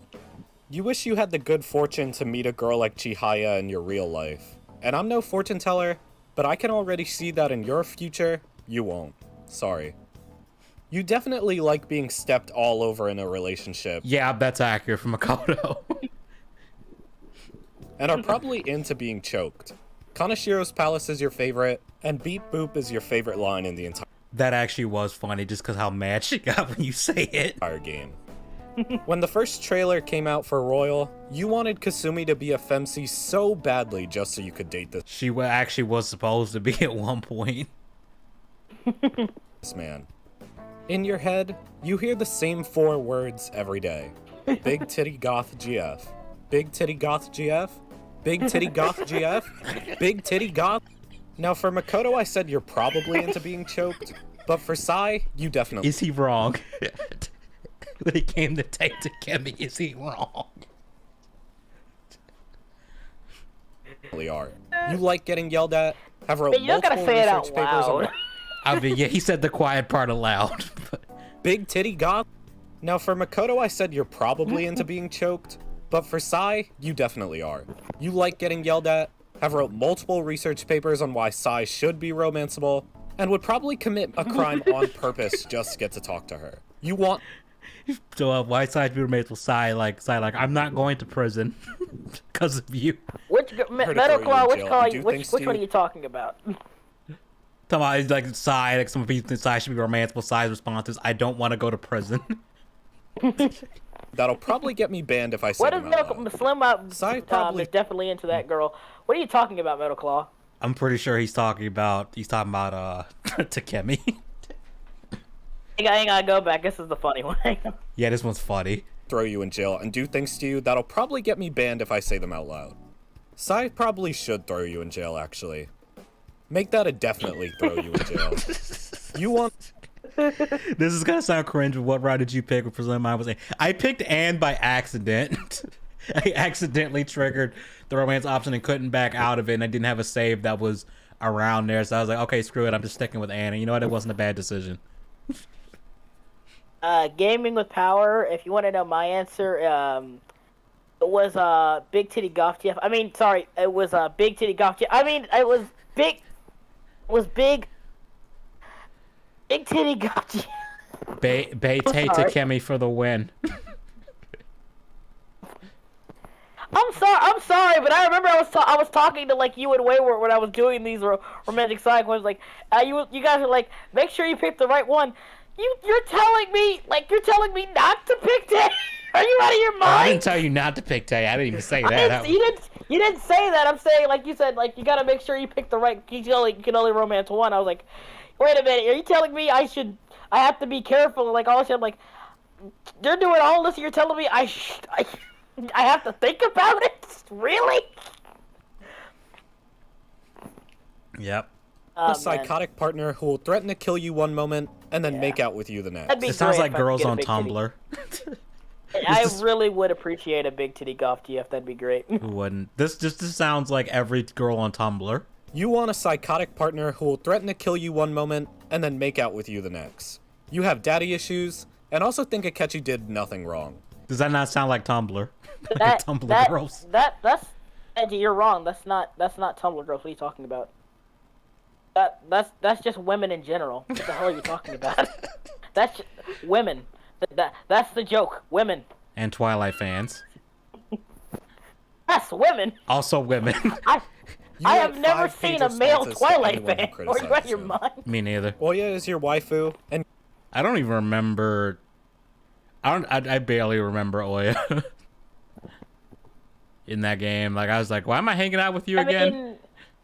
I mean, she's cool. I just don't really see her as a romance option. And she was just kind of you don't even like Oya. You only picked her just even in the porn where like there's a harem of all the girls. She's. I remember seeing one where she was just gone. She just wasn't in it. I'm not gonna lie though. Oya would probably be the one I in real life would probably get along with the best, just because like we'd both just get plastered at a bar for no reason and be goofing. I mean, off. that does make pity sex easier. I mean, yeah, it does. Could see Lala-chan more. You're probably into Instagram models. You're in love with Anna Nystrom, and if you don't know who that is, now you do, and in 10 minutes, you'll thank me for introducing you. If I'm your Persona 5 waifu, then you have good taste. Okay, there's one more he has. It was like the worst thing about your Persona 5 waifu that's also funny, and then I'm gonna end the stream. The worst thing about your Persona 5 waifu. You have to wait so long to get together with her, and you miss out because of that. You don't get a Christmas date with her, and she's literally in Hawaii, and you don't even get a date there. That is You're also so true. patient, and you wait the entire game for her, and then at the end, you don't even get a goodbye like with every other girl, which is a huge spit in the face. Feels bad, man. I'm sorry if you're into it, but for me, Becky and the whole mage stick is easily the worst part of her. This face literally shows up in my nightmares. Metal Claw, go right ahead, man. This one is so largely obvious. I shouldn't need to give any big hints. For God's sake, it's obvious. I The mean, worst this thing guy's about also kind of Haru base. He is pointed that out we don't get to see. he pointed out the Kawakami thing.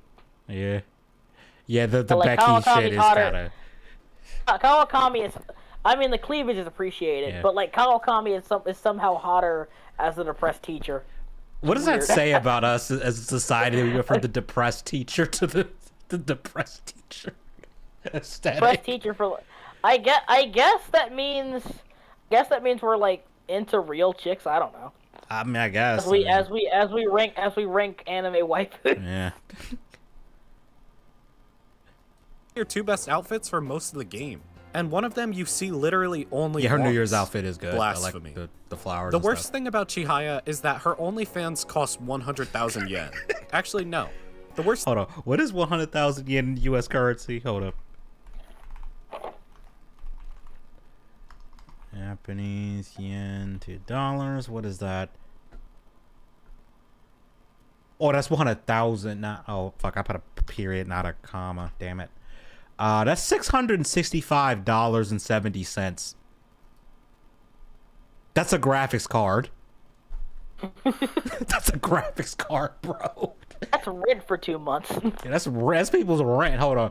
Matter of fact, I'm gonna go on Newegg right now. How much is like? What could I get for that amount of money? Let's go on Newegg. Let's see. What can I? Let me look up graphics cards real quick just to see I'm not bullshitting. Let me see. Components. Let's see. Graphics card. Let's just filter like under. Let me see. There's a price option here.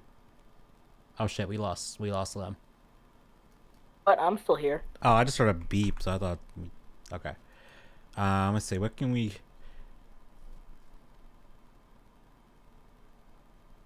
Yeah, like you could almost get a Wait, this is weird. I hate this shit. Why is it factored like this? Let's go price. Let's just keep things in the 500 to 750 range. What is this at? Bro, you could get a 4070 for $600 right now, not including tax. And she's spending that much. Rounded this up to actually 666. Coincidence? I think not. I mean, yeah, if you did round it up, it would be 666. She the devil. I don't know gaming with power. I only play Persona 5 because I'm a basic ass bitch. I'm not gonna confirm or deny that because the remake is out and people are playing it. So I'm not gonna say anything. thing is that you pay her Let's get this over 100,000 with yen. again. I and got you a don't even jack get off her session in OnlyFans. 15 you get minutes. a I scam can't salt rock. reschedule that again. To be a slave. He was like, "It's time for your maintenance." I was like, "Yes, dear." That much it better only change your life, but also give you her OnlyFans. You would say that, Morgana. Of course he would. The simp, the apex simp. I love her, but come But on, later Chihaya. on, it's Provide some Anne, more you value fucking for money. simp. You know. fucking simp. Shut up. I love his reaction though. If you actually date on, he has this like disappointed sigh. If she comes over for like the date scene thing, like he doesn't say anything. But he just has his disappointed sigh. Like his soul has just left his body for 5 seconds. I gotta do that comic idea we came up with. Well, where you Morgana gets cocked. He's like, hey, guess what, Morgana? What? I was with Anne. What do you mean with Anne? Oh no, you don't mean. And you know what, Morgana? No, you'll never see it come. And Morgana's just dying in the corner. Just the death silhouette in the background. Yeah. His smile and optimism gone. Yep. Valentine's Day in game, the And then two he, of and you then, just have and then a he nice just plowing Anne after like, looking cool, Joker.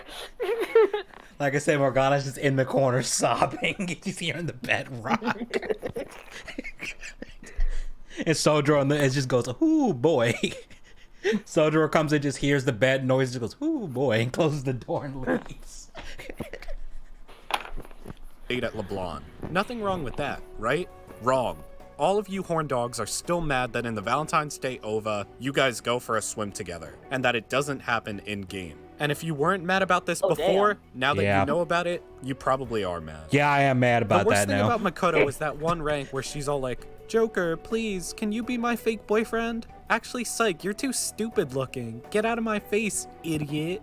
Like, screw Yeah, you. you have to have like a high enough like knowledge thing for you to be the fake Look, it boyfriend was shit. And it's charisma dumb. or something. Yeah, it's dumb. Charm. It was charm. Yeah. I didn't want to be your fake boyfriend anyway. No, wait, please, Makoto, Persona with 2B romance, bro. Where's, bro? That would be day one. Day one, just going that route. I don't give a shit. Like, I'd put the game on easy. I don't give a shit. I'm just here for that. he goes into it and it's like, alright, where is she? He's like, don't you want to like do pallet dungeons? Nope. Where is she? I know she's her. Where is she? Yeah. You'd be like Batman. Where is she? Where's the trigger? Where is it? Just starts grabbing the boss of the palace. Where's the trigger? Where is it? Starts smacking him. Now, I'm not the biggest Futaba fan, but come on. Even if she's your waifu, you gotta admit, some of her epic gamer references are a bit too cringy sometimes. Yes, they are. It's worse than Mishima at times. This one should be obvious. If you asked me about any other confidants rewards, I could probably remember a couple and give you a rough idea of the best ones for each character. Oya, though, I can't remember any of hers. I don't know because hers all her either. rewards were literal dog shit. She's actually an underrated character, but yeah, garbage rewards. Sorry, all 4 of you Oya fans. You can't romance her. Like, seriously, Atlas, what the fuck? Honestly, I'm having trouble thinking of something, so if she's your waifu, let's all clap, since you guys won. Nah, seriously though, the worst part about An is that she's much cuter with her hair down, and you have to play the dancing game to see it. Such a travesty. I'm kind of surprised they How can didn't I have a pick this scene one? with her hair down at all in the base game.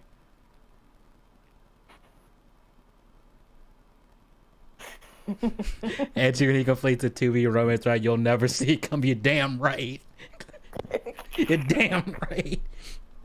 One thing. All out attack. The worst thing about Takemi is that she charges so much for the SP adhesives. Like, She come do. on, Takemi, throw me a bone here. I really need it. Which, by the way, Slim, you were complaining about the how you can't get SP back. The SP adhesives kind of fix that if you have the money for it. Yeah, I and don't expensive mind as that, fuck. but it's like it shouldn't be this fucking hard to get an SP back where you need SP for most of the goddamn game. They give you like 1,000,001 healing items. You get 4 SP items. Fuck off. Oh, I almost soft locked myself during the final boss fight because I did not have enough SP to get through that shit. If you enjoyed this video, be sure. All right, but yeah, that's where we're gonna end the stream here because it's 12:43. I gotta go to bed. Fuck. I gotta. Well, I missed my jack off session, so I'm just gonna. I don't know. I guess I don't know. I guess I'm gonna pray or something. Whatever other gay shit I guess. I'm about to say all that old gay shit. All right. I'll see you later, Edgy. All right, I'll see you later, man. Thanks everybody for coming out. I don't know if Schizo Anna is still in the chat. That feels weird to call my Schizo Anna and it not be an insult. But thank you for the donation, and yeah, I'm gonna head out. I'm gonna try and get some videos out next week, especially since Monday is a holiday. That gives me more time to do stuff. Persona with 2B romance on Edgy locked in his room for months. Yeah, that's correct. That's correct. That's absolutely correct. You would not see me on YouTube or Twitter or anywhere if that was true. All right, y'all. I'll see y'all later. I'll talk to y'all later.